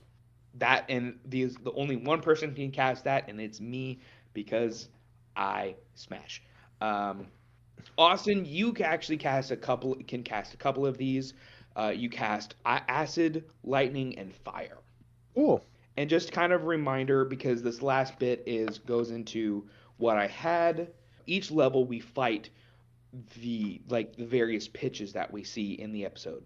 For the final episode, which is the episode 40, the one we're recording right now, we're fighting the wheel itself, the almighty wheel that we've had since day one. Basically, what happens is a random effect of different enemies and stuff. So, like, if an enemy from the Western episode wants to come out, it can. And then there's going to also be from the History Remastered episode of the like. And I also have this caveat. If you use a skill from the same episode that is being thrown at you, the caster takes half damage to kind of add a little additional effect that you have to worry about. Hmm. So you have to be very picky, choosy about what you go into the final fight with. And again, just a reminder, you don't have all of the abilities that I mentioned at the same time. You have five abilities that you can choose from throughout the level, and you can mix and match them. The only ones that don't change are your ultimate, though. So you have a list of four that can switch around. And with that, that is my Three Not So Wise Men video game revival. All right. Do you want to go first, Austin? Sure. I think it's good. You added more to the levels and stuff. You did a really good job. I like the additional details of our guest. The only thing that I kind of wish you did was I wish you chose between the Marvel video game and the hero to villain ones because they're both basically just Marvel superhero stuff. And I would Mhm. rather you cut one of those and then did something with the heist episode because that Yes. allows you a different type of level. And then we all had different takes on heist movies, so everyone could have different skills with that. So like, I was kind of hoping like maybe we do the museum one and then maybe the I throw a bone and the T-Rex skeleton goes chasing and grabs someone as it races across the screen, or you would become a caveman, or you could get a caveman club and you could just like batter up someone. That is already an ability I have, I will say. I have Caves Club from the History Remastered episode, but I understand what you mean. Or Um, like Ugg stick or something. I don't know. yeah, no. Just like I kind of wish you did something with the heist movie instead of doing two of the superhero ones. That's my only big thing. Otherwise, that Yeah, thank you. I'd say for me, I think they all did. You did pretty well. There was a few abilities that didn't really tie in that make sense. Like, so for mine with Ultron, yes, it makes sense that I can clone, but with Ultron, but you just kind of seem like, oh, Ultron has drones, so let's have Jack magically duplicate himself. Is it like a drone version of me? Is it like techno, or is it I just have that ability to clone myself? Because It's that did. more since I will say since you like draw all of your spells, since you're like the writer, you like write it out on pen and paper. Mhm. I was more envisioning like you writing in your doppelgangers or something like that. Oh, okay, gotcha.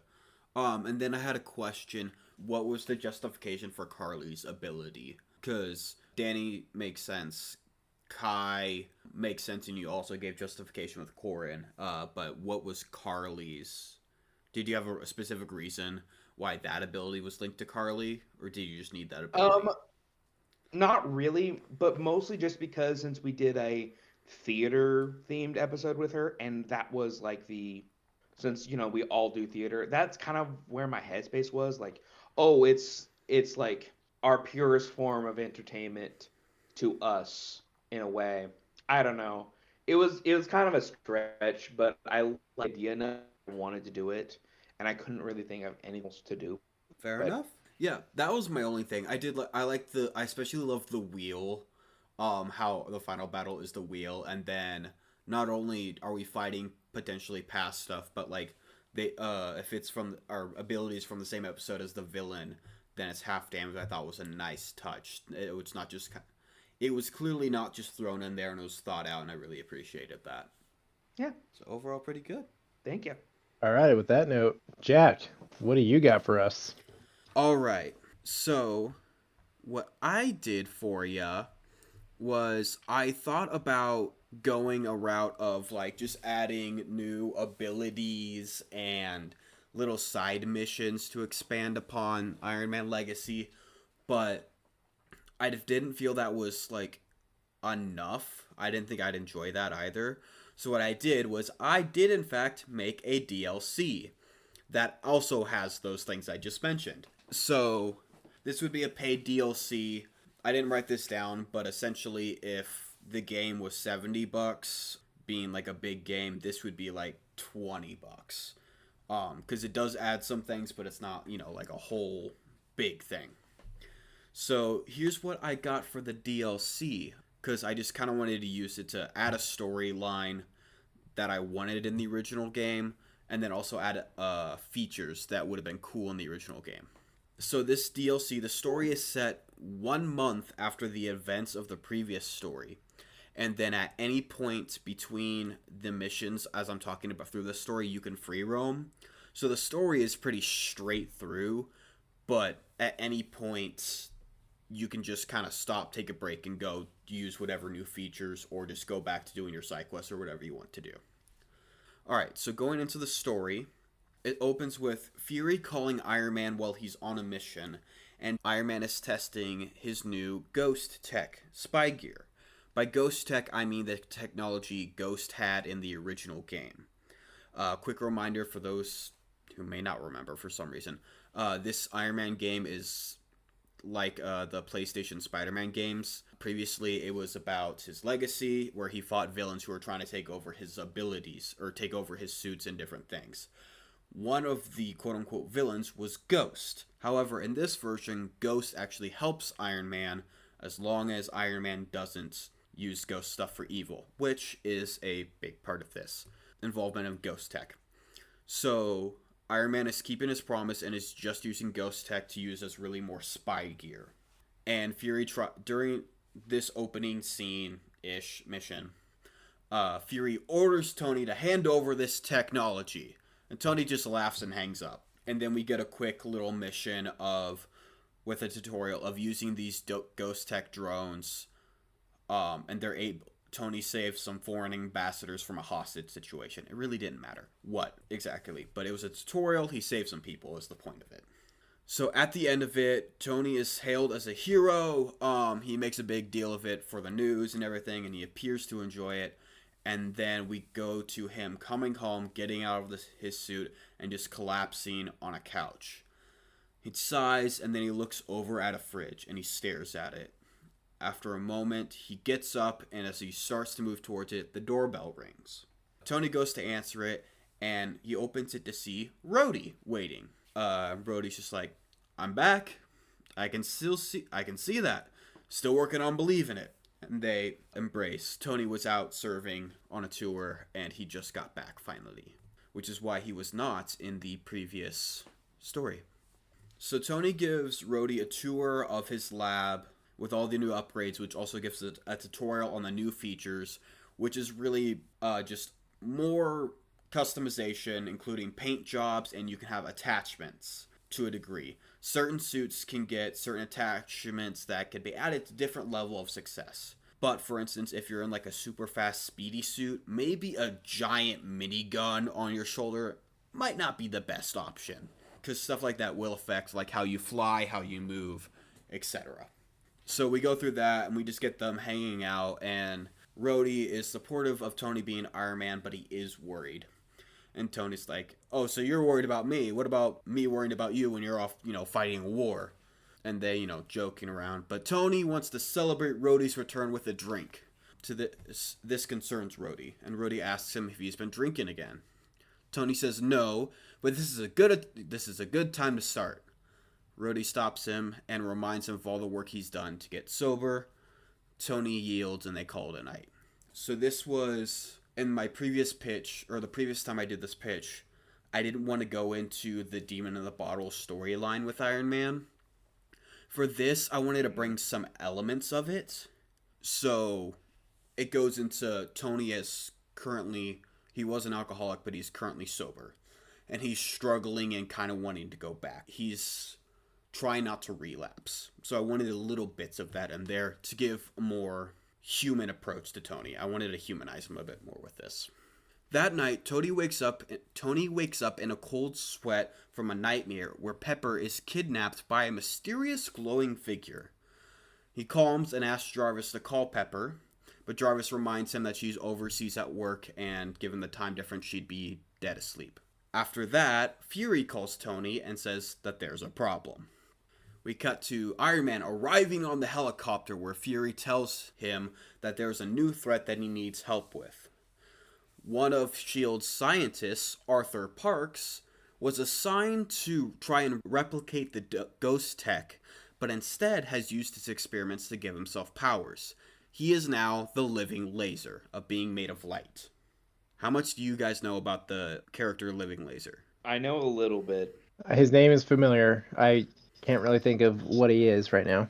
Okay, so essentially he is literally a living laser. He was a power-hungry guy. I just completely made up this backstory. I didn't have time to look it up, and it didn't really matter to me.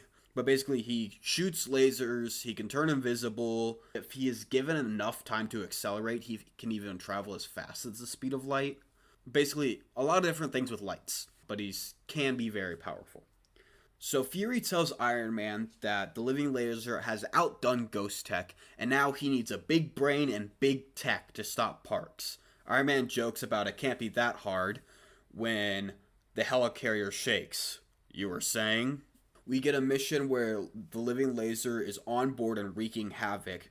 He's trying to get into a locked storage area and is blasting his way through with lasers. So this mission, I'm thinking, is kind of like Iron Man. He's inside the helicarrier, so he can't really fly that well, and he's as things are exploding around him and there's lasers blasting everywhere, you have to move around and dodge in awkward ways. That's difficult, and you're also trying to save people as you do it. So in the previous games, I had modes where it was a chase scene where it was Tony out of his suit, kind of, and then later kind of in his suit, chasing people through his building. This is, I want it to be similar, where he's confined to not just flying around, but still very unique. So it gets to a point where there's actually a battle, and Living Laser, after a quick fight, Iron Man is outmatched, and Living Laser escapes with a massive power source, rivaling the arc reactor, but not before gravely injuring Fury. So next we have the government with this response, and Living Laser publicly making a huge mess of everything. The government tries to get the Ghost Tech and the Iron Man suits from Tony to fight Living Laser, as Fury is currently in a coma. Tony starts to fight against it and even puts on a suit and will say, "Go ahead and try and take this from me," when Rhodey has to show up in a military capacity and says, "Hey, I need to take everything." Tony can't bring himself to fight Rhodey, so he backs off, but not before pressing a secret button. After the military is left, Tony comes down to the lab and it seems completely stripped bare. But then he presses a button on his watch, and the part of the floor he is standing on lowers down. This reveals a lab below what was previously shown to Rhodey, and it's significantly bigger. It has better versions of what was above and has many new slots for more suits. Basically just kind of an upgrade to the lab for the players. I'm giving them more options. And then new machines for customizing and such. And then you would get, like previously, you would get schematics and things for not new suits, but new attachments in this case. And then we have a scene of Tony getting to work. Finally, he has made a breakthrough, but it needs time to render. So he hops in a suit. Any suit that the player has that has stealth gear equipped to it, they can hop into it, and they flies around for a while. You can do whatever, but once you arrive back on the top of his tower, Tony will pull up the news, and the military will announce the war machine. Tony is furious, and with the news posting it out, Pepper calls him, but he declines it. He goes home, immediately opens the fridge, and the screen goes black as he starts chugging a beer. The screen comes, there's another nightmare, but this time it's clearly Living Laser kidnapping Pepper, and then Tony wakes up in the same suit, but this time he's on top of a fast food burger place, and an army is surrounding him, tanks, soldiers, the whole thing, and he just kind of like, huh? Oh hey, anyone want a burger? So the military is trying to arrest Tony, one for hiding suits, and two for public, or for whatever the heck he did the night before. And Tony gets ready to fight. And that's when War Machine shows up. There's a big public argument between Tony and Rhodey as they're trying to get Tony to stand down. But before anything really happens, all of a sudden a laser shoots through. The Living Laser comes in and taking on the army by himself.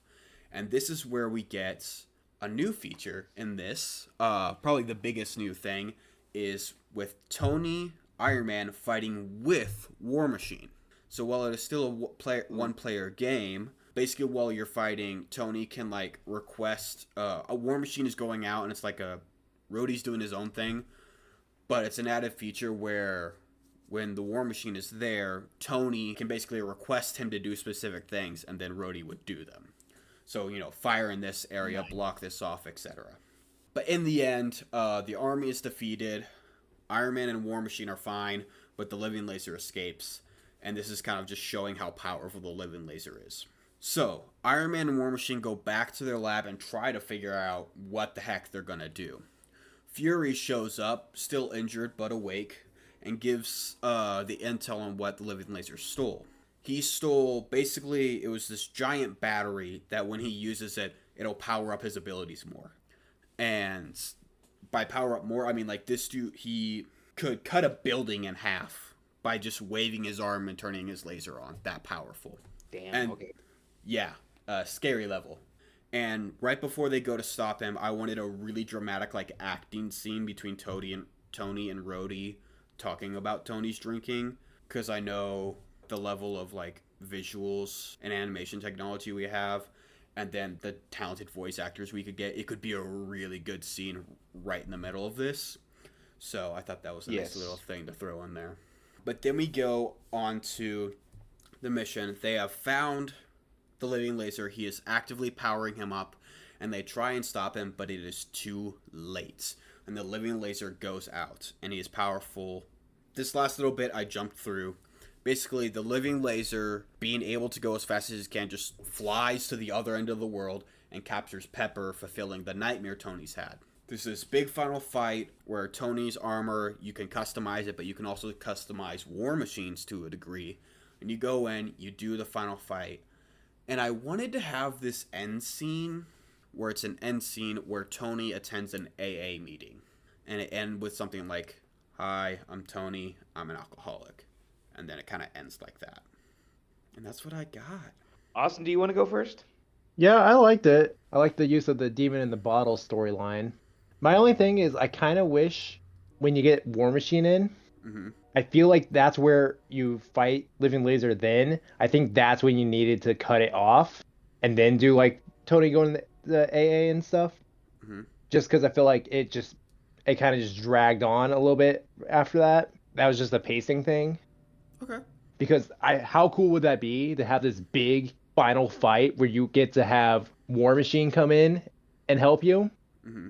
The other thing with that, since you are having this developed by Insomniac, I think it would be really cool instead of War Machine being an assist call, Mm-hmm. you actually have the transition. So you go from playing Iron Man to being War Machine with his slightly unique, like still similar stuff, but he has some of his own stuff.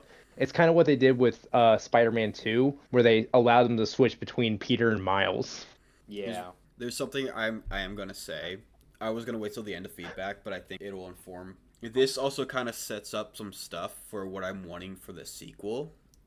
I figured that's where it was going. Yeah. Because I feel have a like feeling they'll be able to make a sequel in one of their pitches. The only reason I say go ahead and do that because A, they already have the technology to do the back and forth of it. Okay. Makes sense. 2, that gives the player a little bit of a taste of what it could play like in the next game. Because this would be the only time in the first game where they get to play as War Machine, and it's for this big epic moment when they're finally reconciled and now they're working together. And it just allows the players to feel that together. You know what? I get it. Yep. But yeah, those are my only 2 things right there. The only other thing I guess I want to bring up is I would be cautious with this. Oh, yeah. Because it's an issue with alcohol in gaming. Mm-hmm.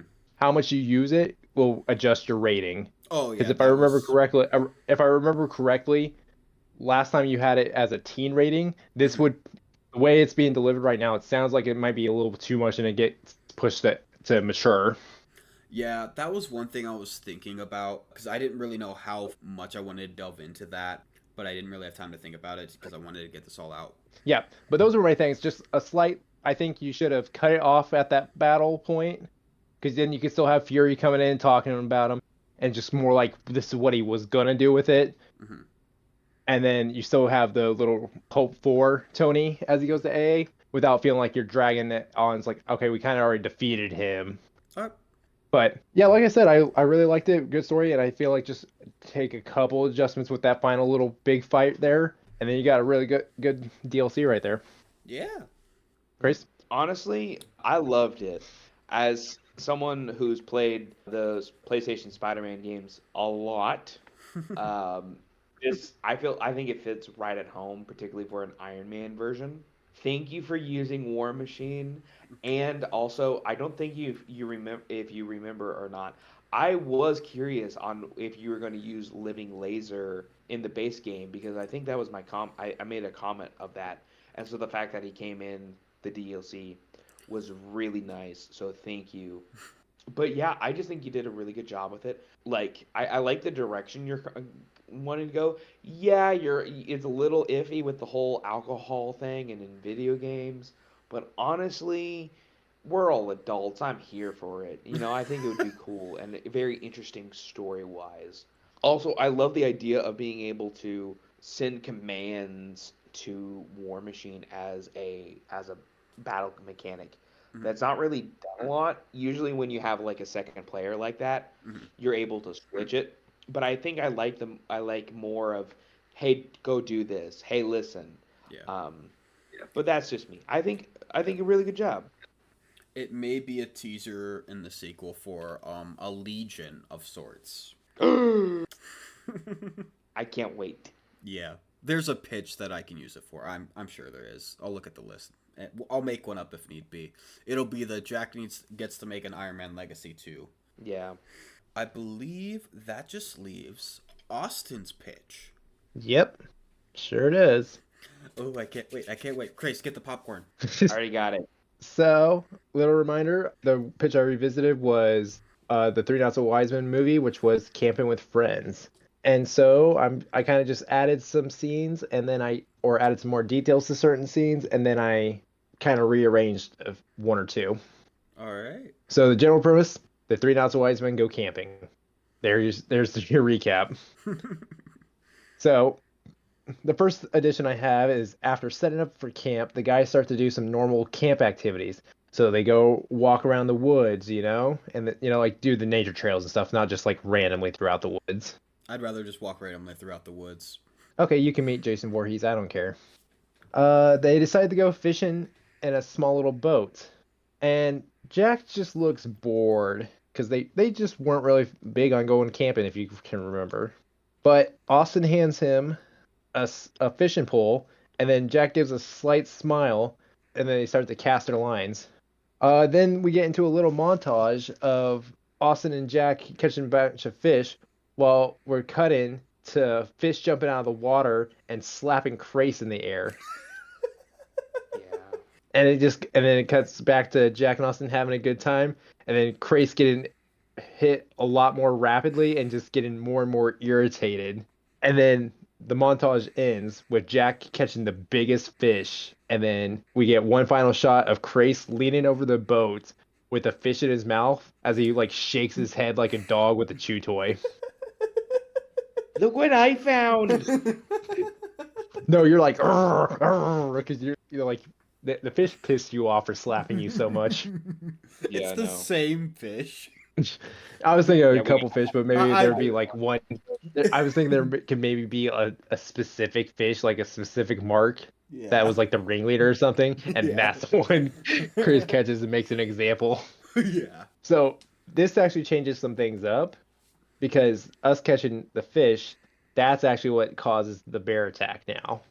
Okay. Because we cook it, we have fish cooking over a fire. Mm-hmm. That's going to bring the bear in now. Yep.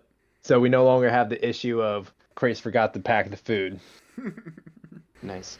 So, jumping a little bit ahead, we have the bear attack, and then after the bear attack, the guys are out in the woods, and it slowly starts to pour, and the guys have to take shelter in a cave. The guys start to freeze when Chris suddenly says, "I'm cold," and Austin, and remember during this, Chris was the giant man-child, Mm-hmm. I was the survivalist guy, and then Jack was the heart of the film, The only who one just with didn't sense. want. Yeah. Chris says, "I'm cold." Austin then says, "We have to huddle together to stay warm." Jack goes, "Wait, do you mean we have to?" When Chris suddenly interrupts him, "Yay, cuddle buddies!" Can I be in the middle? I would Jack be and upset if accurate.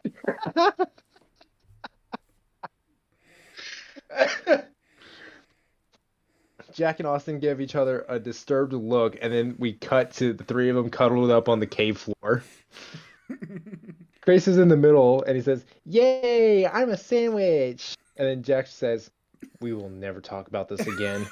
Austin agreed. And then that's when we'll go back to camp, and we'll have that same scene where Buck comes in and makes friends with Grace. We'll get all that. Mm-hmm. But because of the rampage that happened, we no longer have our food. So this is when the rabbit bit gets moved up to after the camp is destroyed. So we go out and look for stuff. But now we also have the benefit of Buck also helping us look for food. Nice. I love me some buck. Yep. I was worried about the rabbit big disappearing. I'm just... So here's what I was thinking with that. You'll still have the cute little moment when Krais and Jyck are just looking over the bunny all oohed and awed. hmm And then like it'll cut to Buck coming out of the tree line with a salmon in his mouth. And then it'll cut back to you guys looking at the bunny, back to your face, and then it's gonna blast. And we'll get that white puff blast again with your shocked faces, and then it's gonna cut to Buck, whose jaw drops, releasing the fish in his mouth. Adorable. Oh, I love Because it. even Buck, even Buck's shocked about what happened. And then the story mostly continues about the same as it did. The trio is going to come up to the weed farmers, who are now played by Danny and Carly. Oh, I knew it. While talking to the weed farmers in their little hut, Crace spots a pack of matches sitting on a table that Austin is standing next to. As Austin starts talking with the weed farmers, Crace starts to slowly reach for the matches, but Austin slaps his hand without breaking eye contact with the weed farmers. So Crace is just gonna reach and he's gonna get his hand slapped. Owie! And then he's gonna try again, and then Austin slaps his hand again, and he's like, and he gets all a little fussy with him. But all this, Austin's not even looking at Crace when he does it. He just knows what Crace is doing. Yeah, that sounds about right. Yeah. Then the weed farmers pull out a map and tell them or start showing Jack and Austin how to get out of the like how they can get back to their car and stuff because they got lost. Remember? hmm And as Austin moves over to check out the map, Crace looks over to Buck and puts his. Oh yeah, by the way, they're in the house and Buck the bear's in there, and the weed farmers just don't really care. Buck's just there. They know Buck. Buck's been hanging around. I like to imagine they're just so high out of their mind. They're like, "What's a little teddy bear gonna do?" Yeah, that's fair. Yeah. So Crace looks over to Buck, puts his finger to his lips, and shh, as he reaches up and steals the matches, and he and Buck run outside to the weed field. So from there, Crace and Buck are just playing around, and they accidentally light the field on fire with the matches. Whoops. And then we'll still get the same events and stuff that happened up there. We'll get chased through it. We'll see Buck get high and start rolling around like a dog in the weed field while it's burning.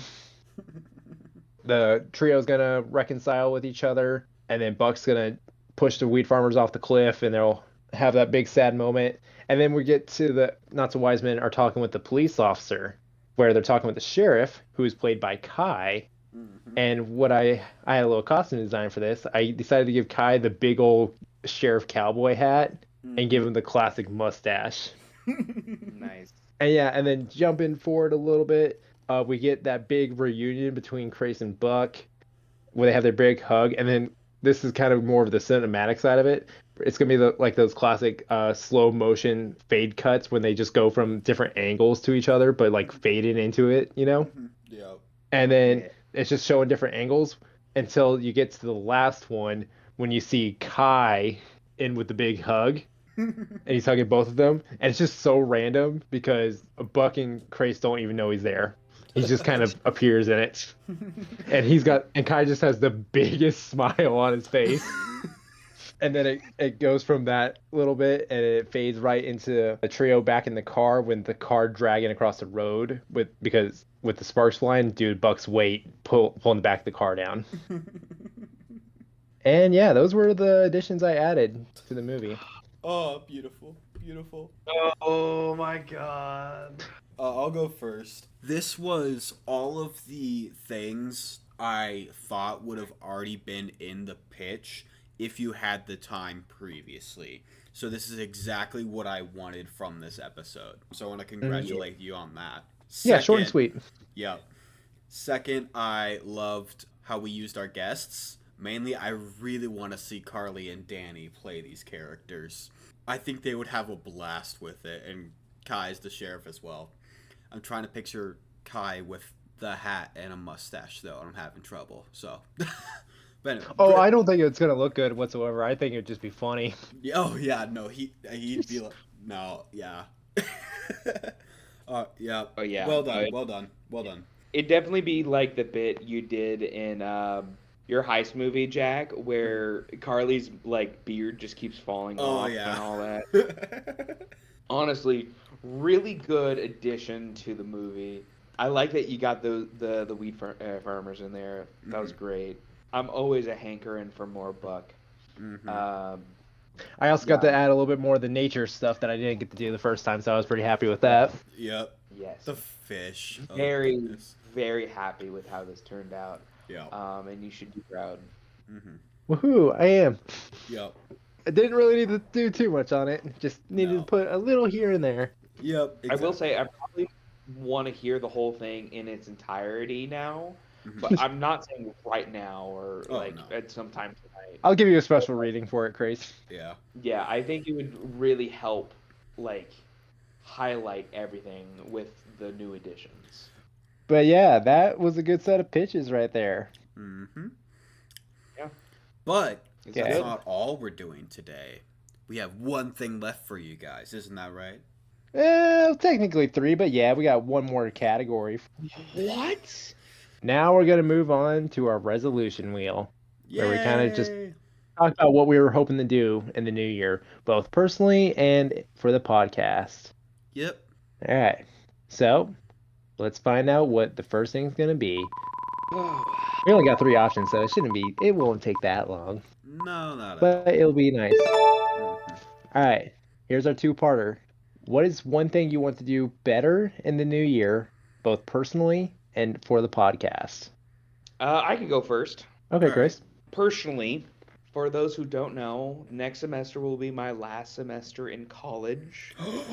I know it's a sad time for all of us, but I really want to do some more projects. I have a couple of ideas that I really want to do. I've done a couple of things recently that I'm very happy with, but now I'm kind of left in project limbo, if that makes sense. Hmm.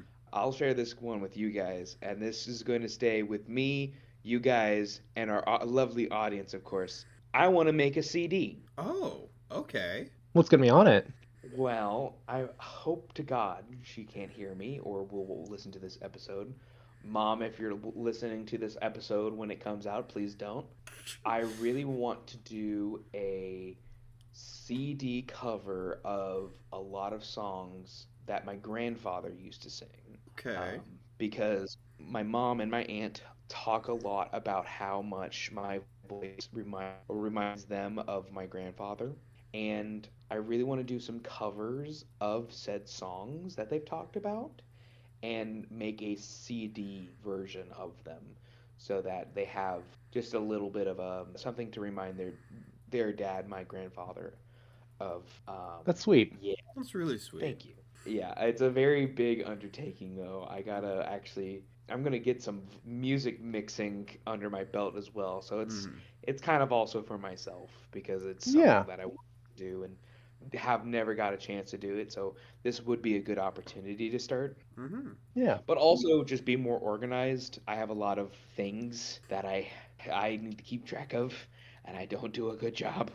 Um, Okay, what are you hoping to do podcast wise? I really want to write broader. I love details. I like love writing the small itty bitty details because in my eyes, details make the pitch, you know? So, Yeah. something that I want to do is write broader. For instance, Mummy of the Met is one of those pitches that I try to write a little broader with and just worked on the details towards the end. Yeah, I think that paid off for you too, considering how much of us really like that one. Hmm. Yes. So the hope is to write more like I did for that episode itself, but we will see. All right, Jack, what do you got? So last year, since we started with personal already, last year I said I wanted to basically get more done, and then y'all are like, "No, you need to learn how to relax." So that's what I would like to do. That's what I'm saying for this one is self care, because this year has really shown me I put so much on my plate that I just go until I'm burnt out and then as soon as I recover, I go back to doing it, and I don't, and it just takes longer and longer for me to recover each time because I'm not letting myself actually rest. And that basically happened all year. So this past month, this semester has been insane. But as I was wrapping things up, I was like, okay, I have free time. What do I do? And there were several days where I was like, I have literally have no idea what to do with free time. A lot of times I just went to sleep and took a nap because I'm like, I don't know what else to do. And that's probably not very Hey, healthy. naps are good. Naps are good, Well, yeah. or it's not like I love me naps. It's not like naps are not healthy. It's the I don't know what to do, so I might as well just sleep thing. Um, Yeah. Yeah. so that's something I want to work on while still doing the things I love and finding that balance. That's the thing I want to work on the most. And then as far as the podcast, it's really more just putting more focus towards the podcast itself because I'm a college student.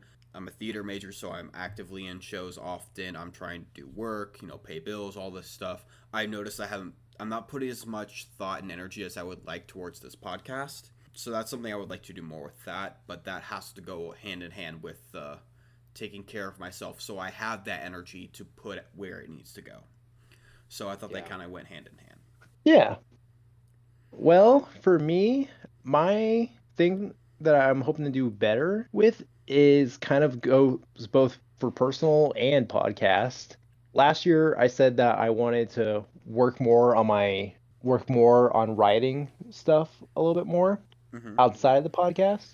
This year, it's kind of more on I kind of wanted to get more of my stuff out there, whether that's both podcast stuff or some of my other projects that I've been working on. So, like I've already alluded to, I was doing some other writings for Siege of the King. I've been working on stuff with that on behind the scenes. I've been working on a play which Jack and Grace have both read. I've been Mm-hmm. working on that a little bit. And what I mean by getting it out there I mean like I want to get around to starting to publish some things Mm-hmm. so it can actually be done. Likewise with the podcast, and this is something we've all talked about too, but we've talked about like several ideas that we would like to do, or hey, that could do a good short film, or hey, that could be a whole video on its own right there. Mm-hmm. I would like to make those realities. Like on top of getting them written, I want to like try to get them published. Try to get more work out there. Yeah. That's so That's fair. Oh yeah, yeah. that's kind of what I want to do for both personal and podcast. All right. Next one. Forget how like emotional and like how emotionally charged these questions can be. Yeah. hmm Okay. One thing you're looking forward to or wanting to do. I'm gonna go first because I talked first. Mine is Lore and Disorder 2 because Yes.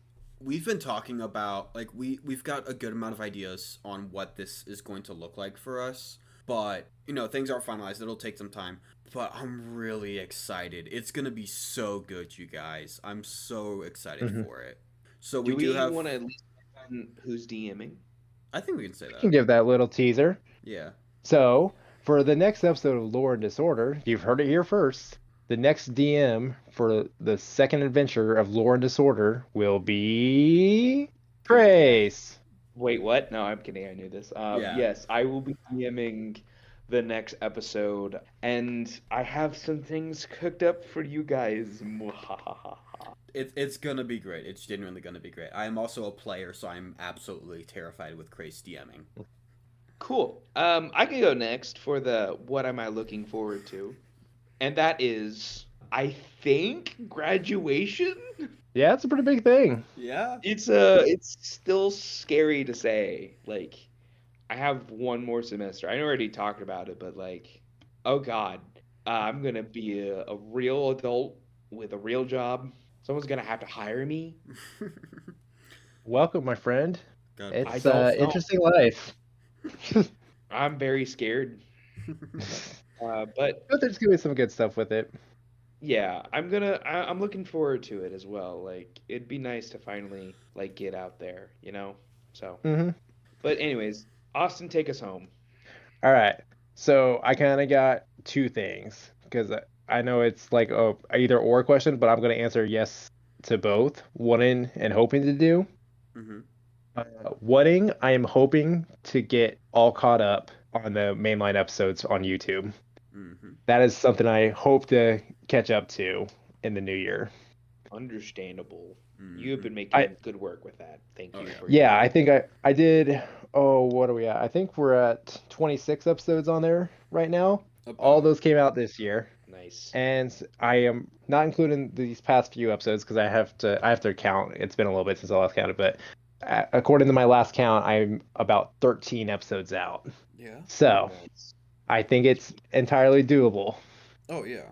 But yeah, that's something I am wanting to do. What I'm hoping to do is I'm just hoping to get some more like sketches and short films out, but kind of like Yeah, what I was alluding to the last prompt, but that's kind of what I'm wanting to do a little bit more of. Nice. yeah. That would be great to do. So, Mm-hmm. All right. Now, finally, the big question that everyone's wanting to know. Mm-hmm. What is one pitch you are hoping to get in the new year? Austin, you go first. Okay. My most wanted pitch for 2026 is design a Minecraft update. I knew it. I knew it. I Yep. knew it. Yep. Yeah, I just have a lot of great ideas for that one, and it's one that I feel like it just keeps changing, and I have to adjust what I think in my head because with how Minecraft shifted their update releases, they do updates more frequently, so it's gonna change things up quite a bit, and I might have to eventually change what my original concept was. But as of right now, I still got my original, and I love it. Yes. Still haven't played it. We're working on it. All Jack? right. This might surprise you guys. It might. I don't know. Mine is post-apocalyptic video game. Oh, I forgot we had that Okay. one. Yeah. I Yeah, I know that's a more newer addition we added to our backlog. yeah. I haven't been a big fan of post-apocalyptic. Wow. Post-apocalyptic stuff, but I've been kind of on a video game craze. I've been wanting to write stories and make video games a lot recently, and I think I could have a lot of fun with this one. So that's what I'm looking forward to. I'm hoping Yeah, we'll get pretty soon. that All one right, is Yeah. Grace. Finish us off. all right. I picked one from the depths of the wheel that I completely forgot we did. And I'm really wanting to get it out of the way because I just want to see it. Create your own anime. Oh Oh yeah. yeah, I forgot that was on there. I didn't. I Yes. just forgot what when we added that. I had an idea and I forgot what it was. I'm Yeah. curious. So, because we don't really go into the anime side of things, but I know I'm a big anime fan. Jack is kind of an anime fan. It depends Austin, on it's okay. them. Austin, it's It's okay. okay. Well, it's not like I'm a stick in the mud say anime's awful or anything. It's just like I'm just the guy who doesn't watch it. So Yeah, yeah. Right. it's That's what I mean. Like, I know yeah. it'd Let's be just paint that picture clear. We're not painting that I'm a stick in the mud about anime. It's just Oh more of yeah, I just no. don't watch it. Yeah. yeah. But yeah, pretty good section right there. Yeah. And with that, we'll bring the year to a close, my friends. That was the last bit of 2025. Damn, feels crazy to close it off. Yeah. Yeah. Yeah, no, it is crazy. I'm gonna be anytime I write the date down, pretty soon I'm gonna have to be putting 2-6 instead of 2-5, and I will mess that up all the way through February. Yep, February. That's pretty impressive. I'm gonna mess that up until fucking July. uh Just when you get used to it, it'll be yeah. 27. Yeah, Yes. exactly. Every year. Every year. But yeah, thank you guys so much for listening to this episode. Let us know what was your favorite episode of the past year down in the comments. Which pitch did you want us to revisit instead of the ones we did? Or was this the ones you wanted us to revisit and did we absolutely knock it out of the park? Or are you more disappointed with us than you already were? Let us know.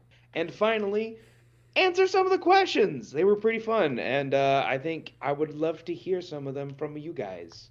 Yes, we do like to hear some of your answers, some of your takes on stuff. So please do Yes. answer some questions, comment in the polls. Also, be sure to check us out on Instagram and be sure to like and subscribe to our YouTube channel. We've been talking about Lore and Disorder episode 2, so be sure to go over there and check that out when it comes out. Yeah. Yeah. I'm ready for it. Thank you all for a great year, and we hope to see you in 2026.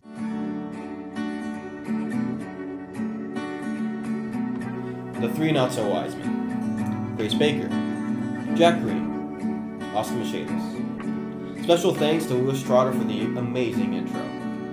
See you next time.